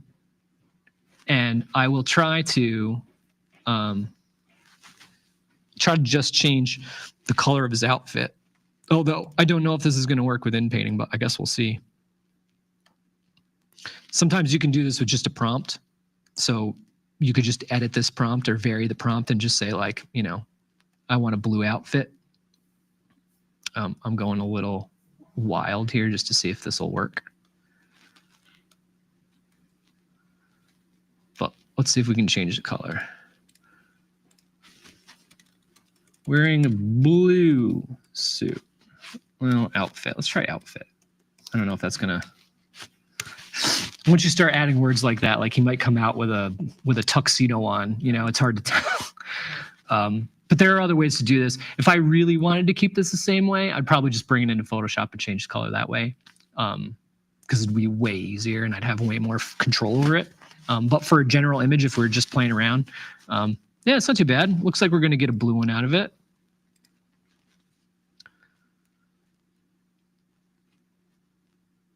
You can see how, I hope you can see how this can become extremely addictive, especially if you have a wild imagination like I do. But I'd say it did a pretty good job. There's some flaws here, but if I ran the job again, I'm sure I could get it to do a little bit better, but definitely change the color of the outfit, for sure.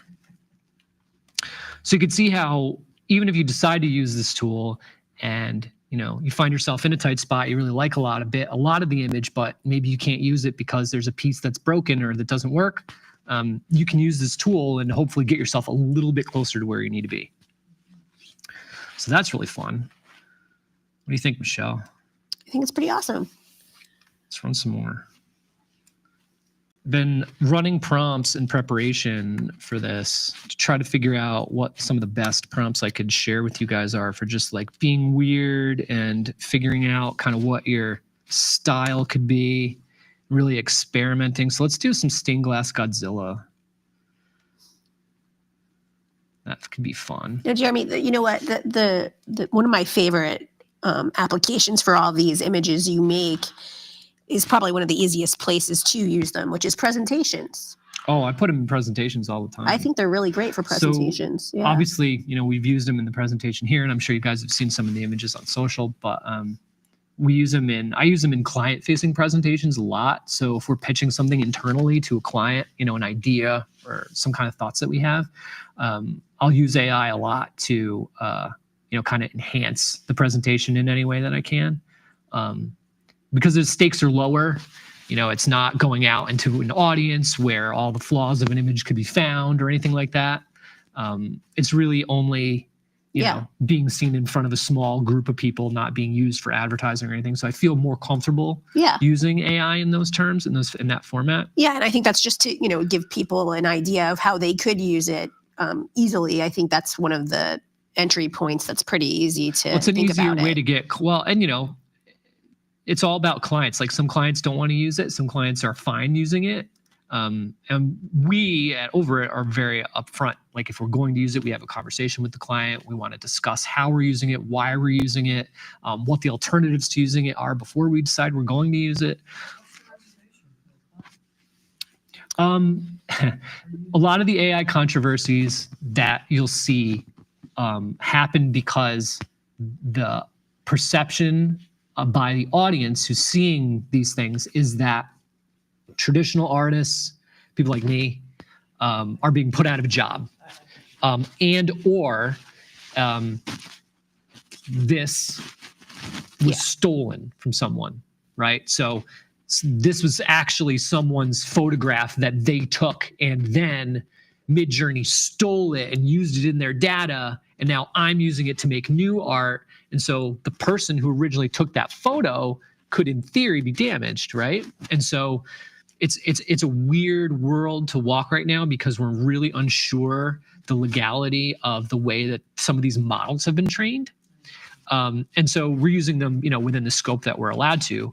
But we try to make sure that, we're not stomping down on anyone's rights. And if a lot of companies that just throw AI out there without the human touch, they leave the perception that humans were replaced by computers. And that's the biggest scare, I think, in AI right now, is that, I'm going to be replaced or you're going to be replaced by a computer. Well, I think there's a lot of choices to make in marketing, right? Like a WordPress site versus a Wix site.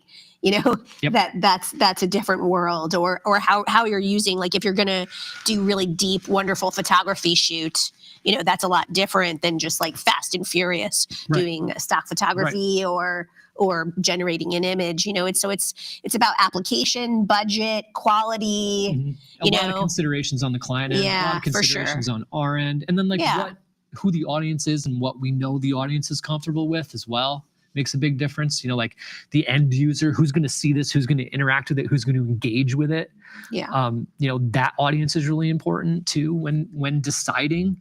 But a lot of times, the end user won't know, or hopefully because we've done a good enough job, they won't know. Like if I put out a Nozzle Nolan flyer and it had Peanut on it, the elephant, like I would hope that most people would just see that and go, oh, he's a cool character. They wouldn't really read into it and go, oh, he's AI, because I don't know any of the weird flaws that may exist in the image, right? But like a toe is off or right, something. a toe may be off or something like that, right? Yeah. But generally, the way that we've been using it, we're not just like grabbing an image out of AI and slapping it into something. A lot of times we're generating an image in AI as a starting point. We're bringing it into Photoshop, we're painting, we're coloring, we're tweaking, we're resizing, and then bringing it into another piece where it's attached to something else, and so on and so forth. So by the time the project is done and the deliverable lives in the world, most people would never even know that AI was involved. The client would know because we had the discussion with them about it before, because we never want to surprise a client and have them go like, people are saying you used AI in our thing. Like we want to be really upfront with you and tell you why we're using it and why we think it's a good solution, discuss if there's better solutions, et cetera, because I don't want to lean on AI to solve all of our problems. There are plenty of times when I would much prefer to send a photographer who's super great out to get awesome photography rather than trying to make something in AI look good enough for whatever it is, whatever application we're trying to cover. But it's really important for us to have a really good grasp on where this is going to live and who's going to see it and what the client's relationship is with AI before we would suggest stuff like this. For sure. There's a lot of regulations and things depending on the client, right. Exactly. Especially with like medical stuff and things like that. So really, really important. Yeah. So you can see I just threw in another prompt here while we were talking for Shiba Inus. Shiba Inu shaped bread, which actually looks pretty delicious and kind of cute. But what I'm trying to illustrate here is just that, you have the ability to see these things in your mind's eye or take two things and combine them in your head, but you can also see them visually. You can see them more tangibly. You can discern whether, this thought that you had is worthwhile. You can expand on it. Get an idea across, I think is a good use too. One of the biggest ways that we've used it at Over is to show somebody something that is close to production ready long before it ever would be, right? So like we were generating a character for a client and we were able to fairly quickly show them like, hey, here's a really good idea of what this would look like after it's being put through, the full scope of work, after it goes through a modeler and a rigger and it's got hair and fur and, lighting properly and all of these things. We can quickly ideate on something like that, show them what it might look like, and get approvals quickly to move into, to quickly move into another section of design. So we have another question. Oh, ask away. Have you noticed any kind of internal change on how you talk between a client or an account manager and creative? Like, in a brief, I'd like an image that looks like something like this, or has that kind of change happened? Not really yet. We're Over it is still, we're still figuring out exactly how we want to adopt the tools and use them. Now we use AI in a lot of different ways. And Michelle can speak to that. We use AI for meetings, for gathering notes for meetings and disseminating information internally.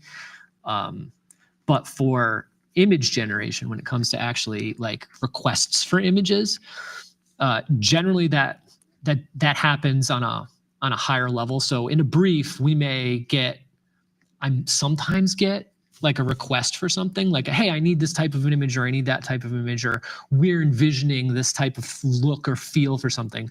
But generally I'm left to myself, or the creatives are left to themselves to kind of figure out what that is. During meetings, we'll have discussions about that. And we may even generate images within MidJourney and share them amongst each other. to disseminate ideas, but it doesn't usually come from the top down. So usually the creatives are allowed to kind of approach the problems as they see fit, right? So we can, decide to use AI or not based on our relationship with the client, et cetera, et cetera. I think that's really interesting, though, that if a strategist really wanted to reference something, I've referenced things in creative briefs, but it's only as a reference, like a link to something that's Devin does it sometimes. Yeah, Devin will send me like an image or something that he likes. Or, yeah, I thought so. Or like, but it's never, generally they don't use MidJourney for it, at least in my experience. Most of the people who use this type of tool are in the creative department. The AI that you'll see in sort of the other strategy departments is mostly like Perplexity and like Google Gemini based stuff, right? Mostly, right? Stuff that generally I'm not involved in, or like even your Chat GPT or OpenAI type things. And I use those tools for sure. I have fun in Perplexity like you do in MidJourney, but that's so weird because it's just words. It's it's like the ideas. Like I'll take an idea and kind of riff on something, but it's not generating any imagery, so not quite the same. It could definitely pull stuff from there to generate images, though, and that's the great thing is you can use Perplexity or OpenAI or other tools to help you craft a prompt. So if you are struggling with a prompt and you're not sure how to get what you want out of it, you can always ask OpenAI or ChatGPT or any of these other tools to help. They're not always great at it and they're not always the best at it, but they do have a fundamental understanding of communication with a bot. So they know, and the bot, every time it updates, it changes, right? Because of the training data that it's been trained on and new keywords that have been added, et cetera, et cetera. And so every time they release an update, it's kind of like, you got to get to know someone again. You're kind of like, hey, how are you? How's it going? How you been? And after you ping back and forth a little bit, like I'll say, I want this, and it gives me something, and I'll say, no, I don't really want that. I want something else. And after a bit of that, you kind of understand like what words to use and why, and how the bot responds to certain things. Like example, like earlier when we were doing the jellyfish, when I showed you, or when I said the word whimsical, like I knew immediately that the output image was going to be full of bright colors because MidJourney loves that word, right? If you put whimsical or vibrant in, it's just like color everywhere, super saturated, really vibrant. Like that's just what it does. But you wouldn't know that if you didn't sit there and experiment with it all the time. But after having the experience, all of a sudden you realize like, oh, if I use the word vibrant, it's going to give me something way too bright and saturated, and that's not what I'm looking for, so I'm not going to use that word. But you wouldn't know until you spend a bunch of time with the bot. So there's a lot of back and forth stuff that needs to happen before you have like a really good way of communicating with the bot. But one of the things that you can do, like I said, is create a profile. Basically, by creating a profile, you can dial in MidJourney to be more specific to you. Go ahead. So I work in the medical space. Mm-hmm. So I prefer imagery that is, I want the color tones to be realistic. Mm-hmm. I can create a profile that would. Yep, and you could probably reference images in it, but I know that the way that it originally worked, I haven't created a profile in a long time, but the way that it originally worked was you could create a profile that, hey Dave, that, oh great, cool. Oh yeah, mics, because people can't hear. You could create a profile and fill out kind of like a questionnaire. And when you're filling out a questionnaire, you can kind of dial in those types of parameters that you're looking for in the images that you're going to generate. And then you can reference that profile with an ID. So you can say like, -- profile, and then whatever the profile ID is with your prompt. So you can type in whatever your prompt is and your profile ID, and then the bot will reference all of those kind of things that you've set up in your profile to help dial in your image. Which is really cool. And you can set up like multiple profiles for different things. So one of the things that I've started to try to do, which I haven't been super successful about, is any client that we use AI for, I like to start creating profiles for, right? So that then they already have sort of base information filled out that we can then just start adding prompts to and getting things out that are, similar to what they want, right? So profiles are really, really helpful if you want to get the bot to do something that is really more custom. Like if you're saying you want like, medical photography or something like that, or a specific type of lighting. And that's the same in Perplexity or those tools. If you set up a profile, it knows you a lot better and can be a lot more responsive to Right. what and your you can do it for particular clients needs as are. well. Yeah. So, you could have multiple profiles for Yep. multiple clients. And organization is kind of key too. So one of the things that I wanted to start to do that now we're really starting to use AI more is separate some of the ways that we talk to the AI bot. Because the way that it works right now, as you can see here, is it is just this endless chat, right? It's just endless. And so if I'm working here for one client and then I spend an hour and I generate, 400 images for a client, okay, cool. Then tomorrow I have another client and I need to do something else. Now I generate 400 more images for them. And then the next day somebody comes back and they're like, oh, hey, remember you worked on this 2 days ago? Let's go back to those images. So the only way that I can do that is to sit here and go, oh my God, I gotta scroll infinitely back up to find this thing, right? So one of the things that you can do, and that I would like to do over it, is we create a server. This is our over it server. And what you can do is you can invite the MidJourney bot to your server to collaborate with other people. So we have 2 rooms down here, Imagine 1 and Imagine 2. And in each of these rooms, you can use the bot on our server. And so what I was thinking, and the idea here for us, is we can create as many rooms as we want down here and then do whatever jobs we want in each of those rooms. So I could create a room specifically for a client and set up a profile for that client and then only work for that client in that thread, in that profile. So I don't have to scroll for forever anymore. Now I can just go to this one room where I've been talking to the bot and everything is right there. And these are private rooms, I assume. Right. These are, this Discord server that you're seeing right now is private. invite only. So you couldn't get here unless we invited you to it. It's like, whoop, it's our internal over it server. And so we use this privately. But this makes it so that instead of talking to the bot privately, which is what we're doing now, like I'm just sending a private message like I was talking to anybody else with the bot, and the bot just responds with pictures or error messages.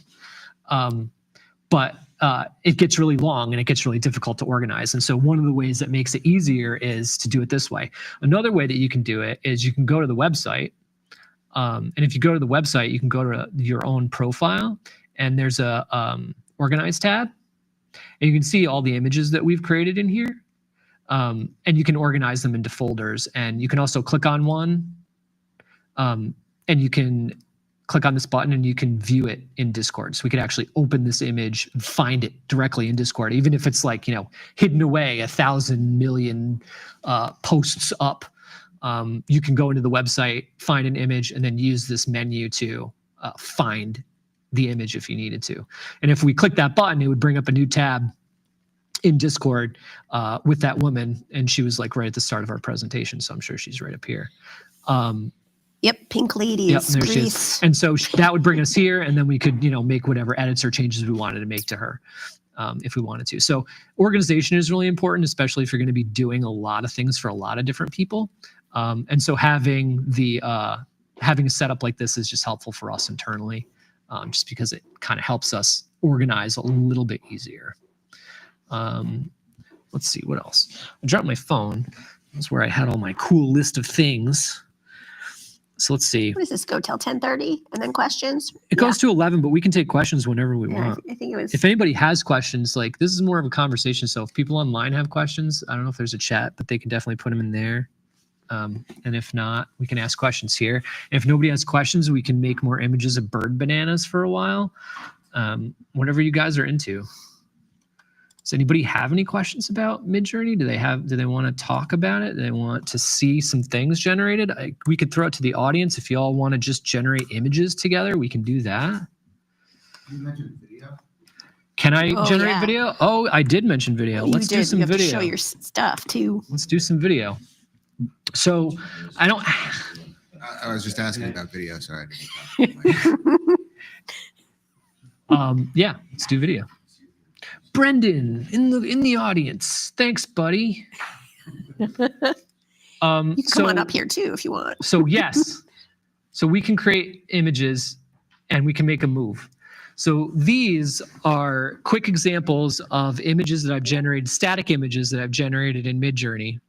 And then I fed these images into either Runway or Pika, which are two AI text to image, image to video generators. So all these started as just one static image. Some of them have prompts associated with them and some of them don't. We fed them into Runway and Pika and then exported all these really cool videos. So most of these are part of like my gods and goddesses kind of thing that I was into, that I was talking about. So I was going through just, like different cultures and finding out about like cool gods and goddesses that I'd never heard of, and then trying to sort of like generate images of them. So most of these are that project that I had for myself. But some of them are just like animals. There's some snakes in here and some other things. Do you have these like up on your screens at home or something? No. So what I do is I usually generate these in MidJourney and then I'll put them on my phone.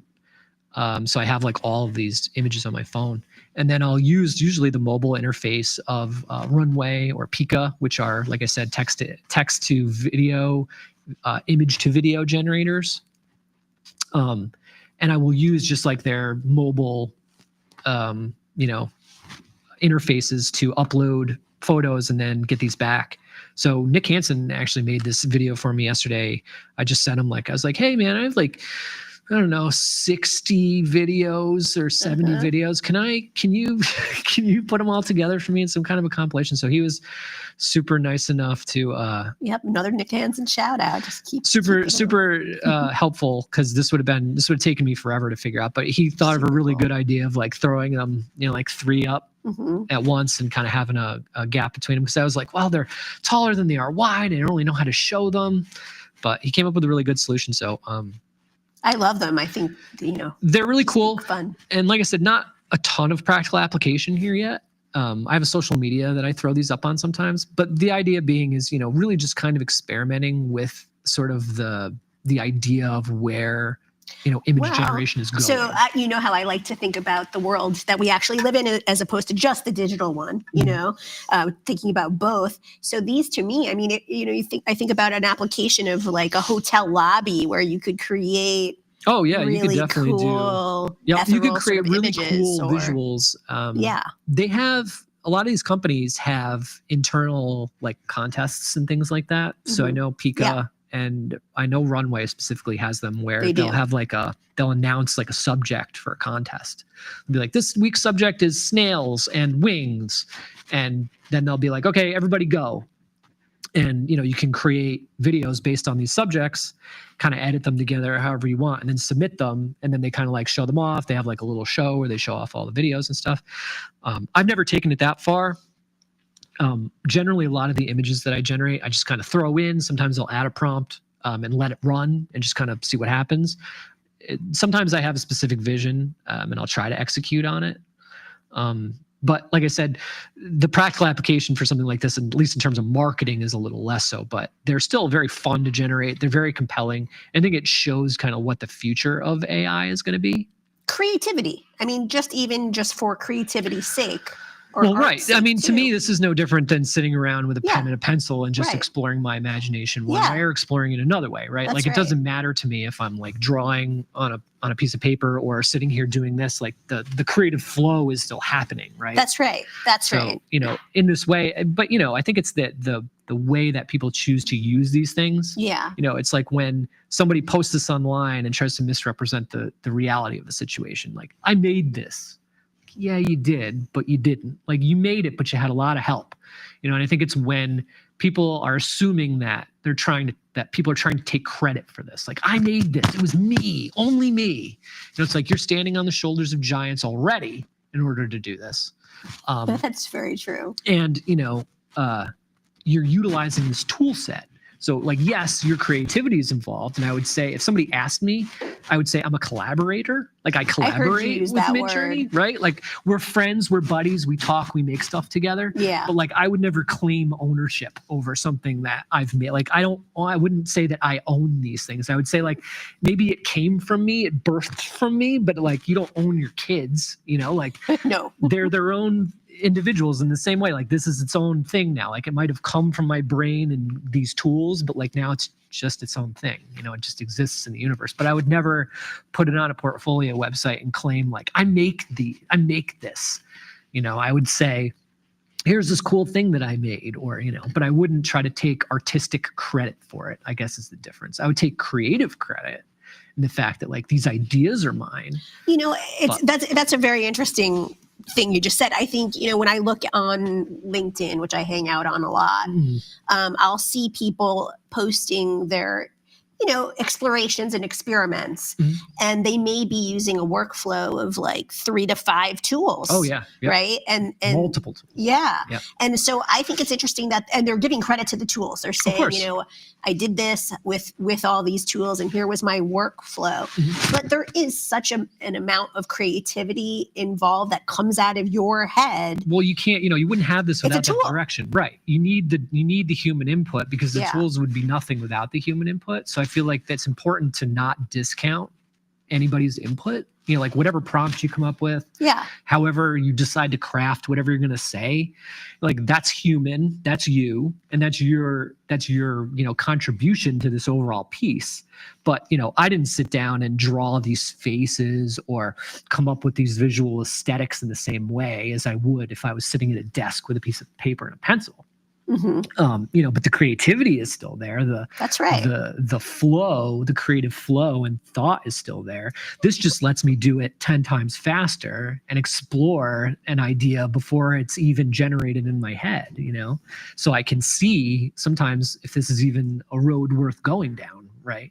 Yeah. Yeah. But, you know, the artist is still behind the camera, right? Oh, they're using a camera, but they're the artist behind it. Right. Well, there's cameras here. And, you know, 200 years ago or 100 years ago, we'd all be blasphemers in the art world for using cameras. That's right. Right. So we'd all be, oh, you're not a true artist because you use a camera. And now if you're a photographer, it's a whole professional thing.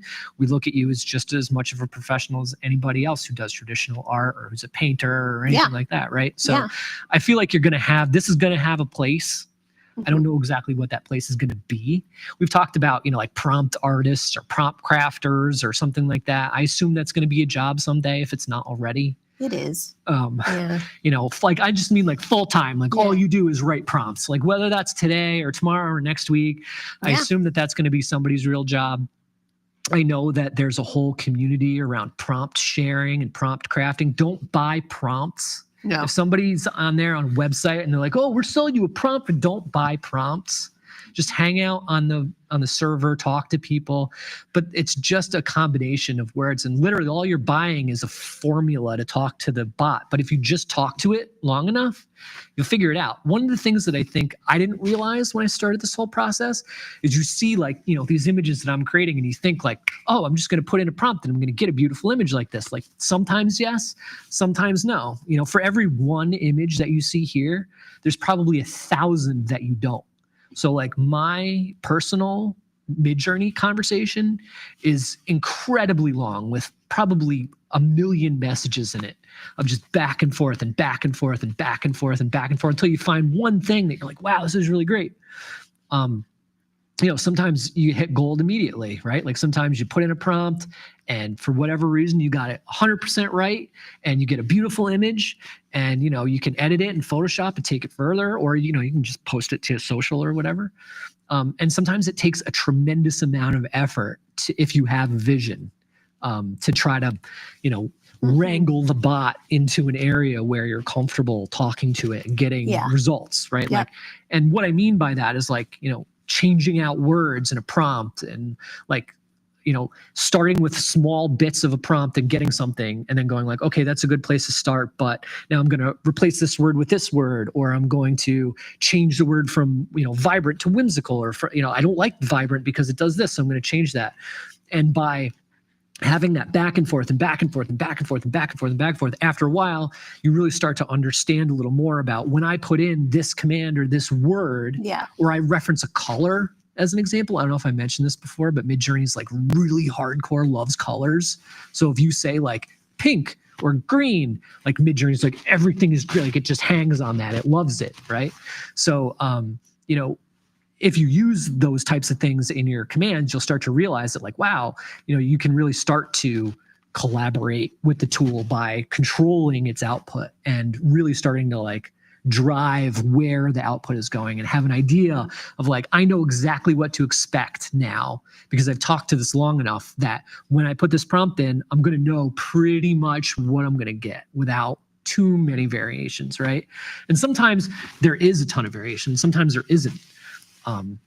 Even with a lot of these, like these that you're seeing, my flow or process for these was just using chaos, right? So I'll create a prompt, craft it as well as I can, and then I'll just like throw chaos on the end of it. So I'll run it a couple of times, get the general gist of it, and then I'm like, you know what, just go crazy. Just run chaos on what I wrote and come up with something crazy, like add your own stuff to what I did, basically.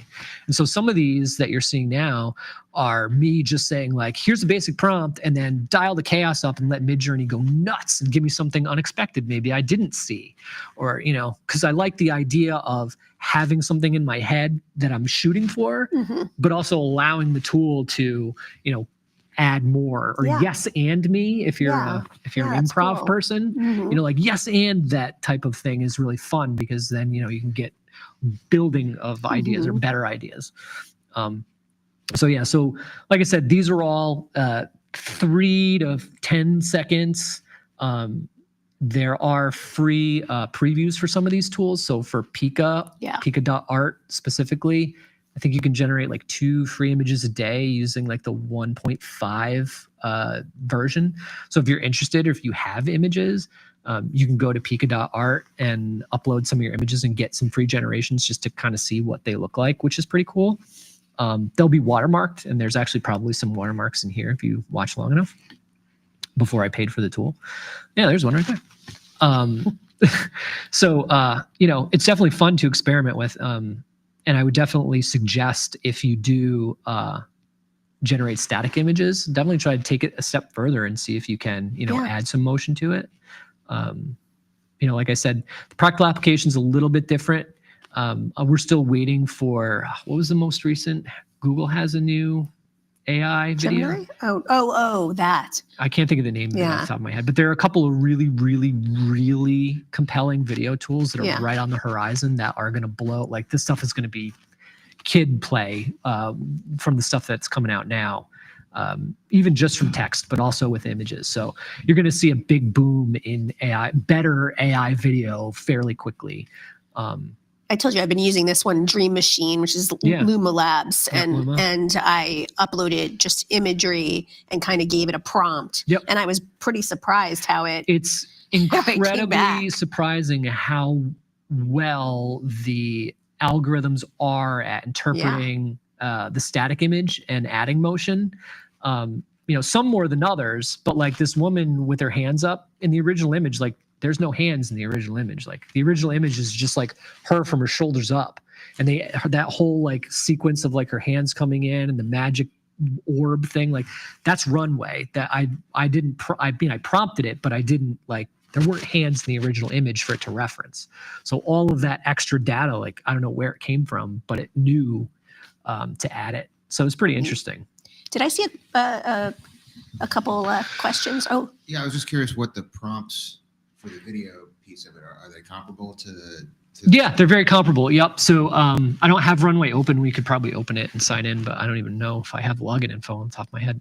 But essentially, it's the same type of thing. So the interface is kind of similar to Discord in the sense that, or into MidJourney in the sense that, like, there's a prompt window and an asset selection. So you can either select an image or not. And then there's a prompt window that comes up, and you can add a prompt or not, right? So if you don't add a prompt, Runway and Pika will just kind of like analyze the image, what's in it. Like they'll kind of, run an algorithm over it and decide on their own what's in it, and move things accordingly. And so a lot of times if you don't tell it what to do, it'll do simple things like a slow pan one way or another, or like a slow zoom or something like that. But if you give it more instructions, depending on what's in the image, you can get a lot more motion. Like for the woman that's spinning here, like I assume I must have said like she's spinning in the water or twisting or turning, right? But for like this one in the center, these ones that are in the center right now, like those are just fed in, like no prompt, just like give me some motion, like whatever you got, let me see. And then other ones like this one with the skeleton, like I was specific and like I want the skeleton to rotate in a specific way and kind of end on the eyeball. So you can give it instructions and kind of be more intentional. But you can also in-paint in video. So as an example, you could, there's a bunch of different brushes, basically. They're different colors, so like blue, yellow, pink. And you can pick a brush and then draw over your static image with that brush, like fill in an entire area. And then on the bottom, there's like a little thing that's like, okay, you use the blue brush. What do you want the blue brush to do? So you can be like, okay, the blue brush, anything that's covered in blue is moving towards the camera. And anything that's covered in red is moving away from the camera. And anything that's covered in yellow is doing this. And so you can basically in-paint on these static images and tell the algorithm like what you want it to do, if you want to. So some of these I use that. I've seen that in e-commerce a lot, where I feel like, you know, it's like basic product videos where they're doing these very like repetitive 360s or with different backgrounds or whatever, but it feels like they're using some of these outputs. Oh, probably. Yeah. It's you know, you could definitely do that. Yeah. You know, so it's pretty simple right now.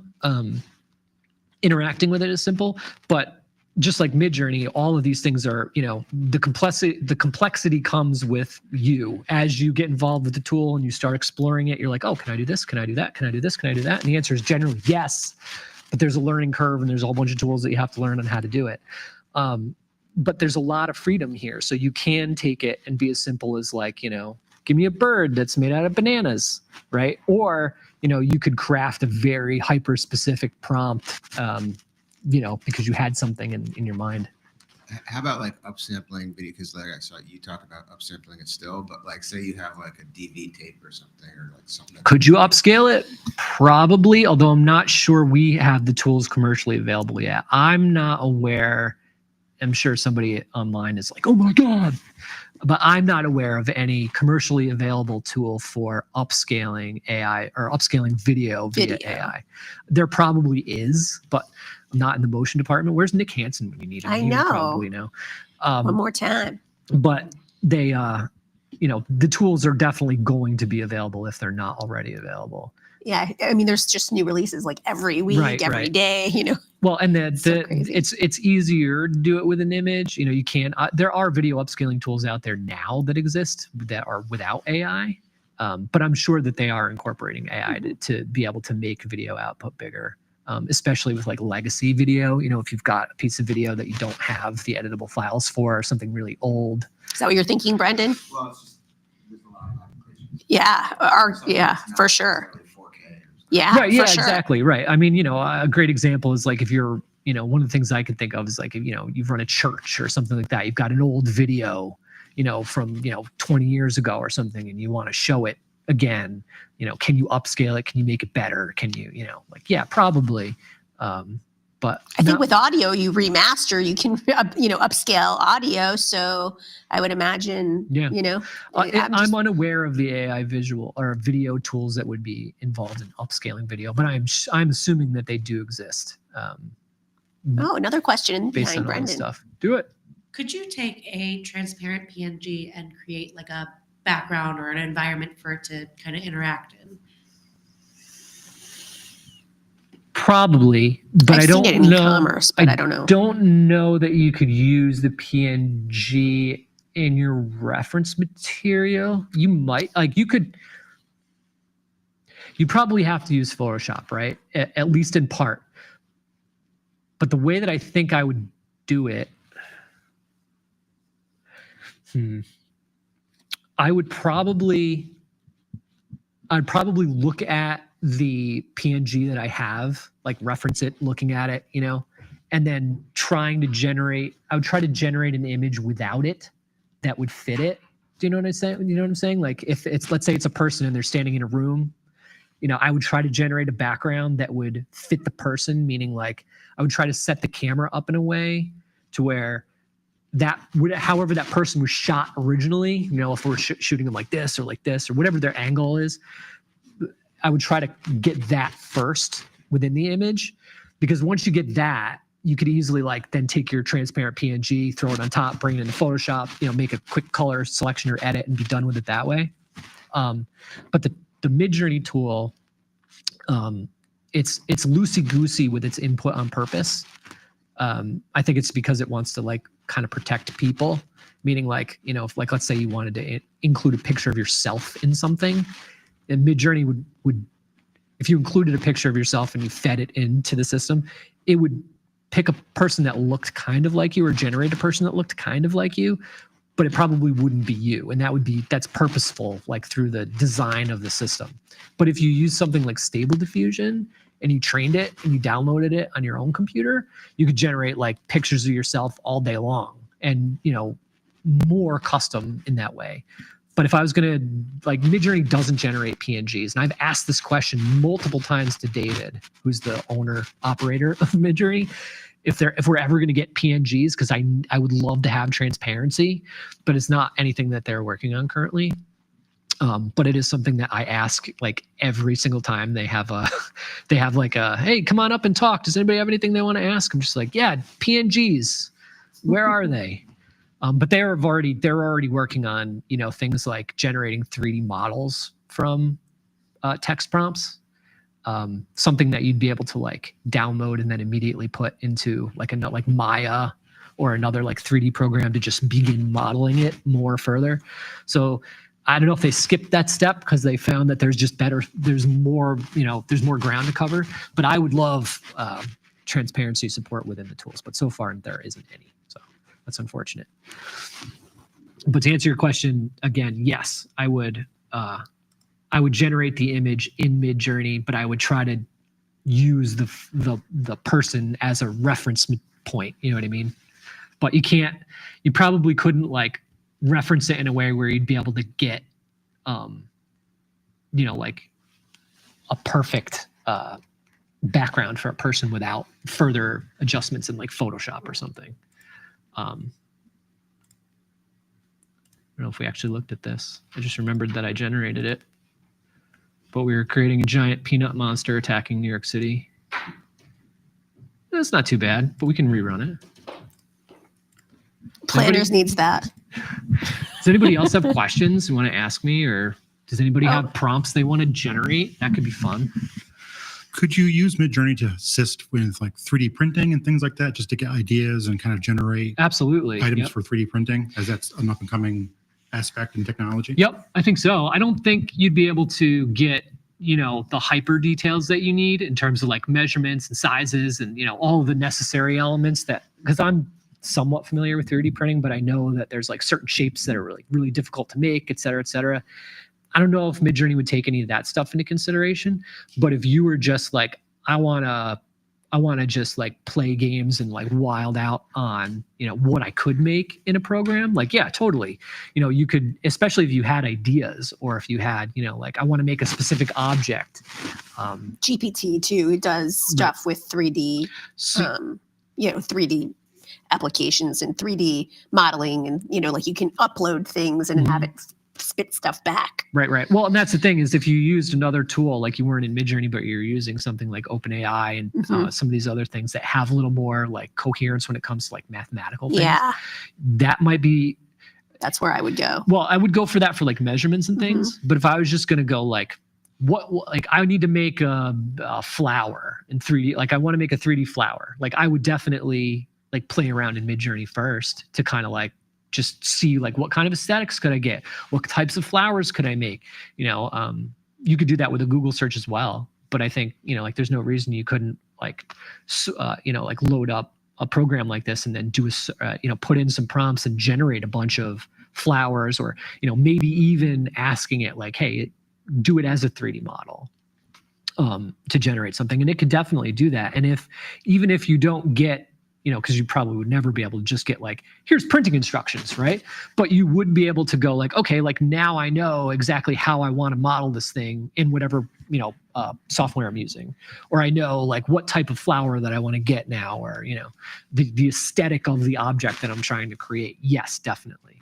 And I would definitely use it for that. Any type of creative ideation, especially, in almost anything, but definitely that. Yeah, for sure.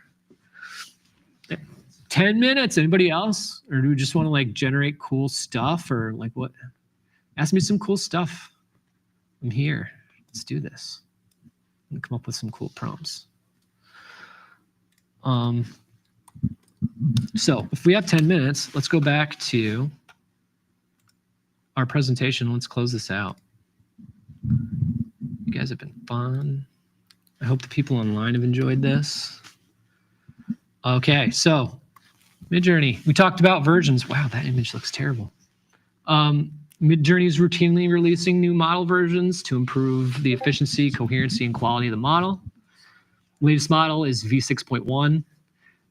Other models can be used by adding the version or v parameter, which we talked about earlier. You can select it in this dropdown. Each model excels at producing different types of images. We kind of covered that, but basically the algorithms have just, or the versions have gotten more coherent over time. So if you went back in time and used like model V2 or V1, the images would just be less coherent. You wouldn't have as much control over them. You might get something really cool and visually interesting, but it probably wouldn't be as coherent as V5. We talked about the commands. You can interact with the MidJourney bot on Discord by typing a command. Commands are used to create images. They can change default settings, monitor user info, perform other tasks. Hey, Dave. Little Dave Parker shout out. Prompts. We talked about prompts. The prompts are the big green text here. Short text phrases that MidJourney bot interprets to produce an image. Prompts break down words and phrases into a prompt into smaller pieces called tokens. Tokens can be compared to the original training data and then used to generate an image. The bot does not understand grammar, sentence structure, or words like humans, so it doesn't care if you put in like 1,000 commas or a period or whatever. Or say please. Or It say doesn't please. care. The only punctuation I'm aware of that MidJourney cares about is quotes. Anything you put into quotes, it will try to put as text into the image. So if you were like, I want to see a t-shirt with the word, jump on it, as an example, you would put jump in quotes in your prompt. But I'm pretty sure that's really the only piece of grammar or sentence structure it really pays attention to. I use commas just to separate stuff. Oh, we have an online question? Are there 2 Pika apps in the App Store? Is it Pika Official or Pika Art? I would try Pika Art. If you're looking, that's probably the better one. That's the one I use online. I'm not sure the difference off the top of my head, but Pika.art is the website that I use. Thanks, online people. Send more questions. So anyway, the screen part is the prompt, breaks down into tokens. The bot doesn't understand any of that stuff, so you can use it for yourself if you're trying to separate things or you're making a longer prompt. You want to be able to, separate stuff. Some people use brackets. So they'll use they'll create like a prompt that has like objects in it that they can like change, so they'll be like, a big blank inside a blank with a blank. And then, inside of those brackets, they'll just change the words over and over again. So in that way they can reuse the prompt and then just switch out whatever's in the brackets. But it doesn't understand brackets either. So don't worry about that. Variations, we talked about this. This is just an example. Create subtle or strong variations of generated image using V1 through 4 buttons under the grid. Use the very strong, very subtle buttons under an upscaled image to make it bigger. Control the amount of variation created using high variation mode and low variation mode settings, which we all went through. Upscaling, we talked a little bit about this, but the current MidJourney model 6.1 produces a high resolution 1024 by 1024 image by default. That's only if it's square. If you change the aspect ratio, it's still, the pixel density is still going to be the same, but you're just kind of stretching it out in one way or another.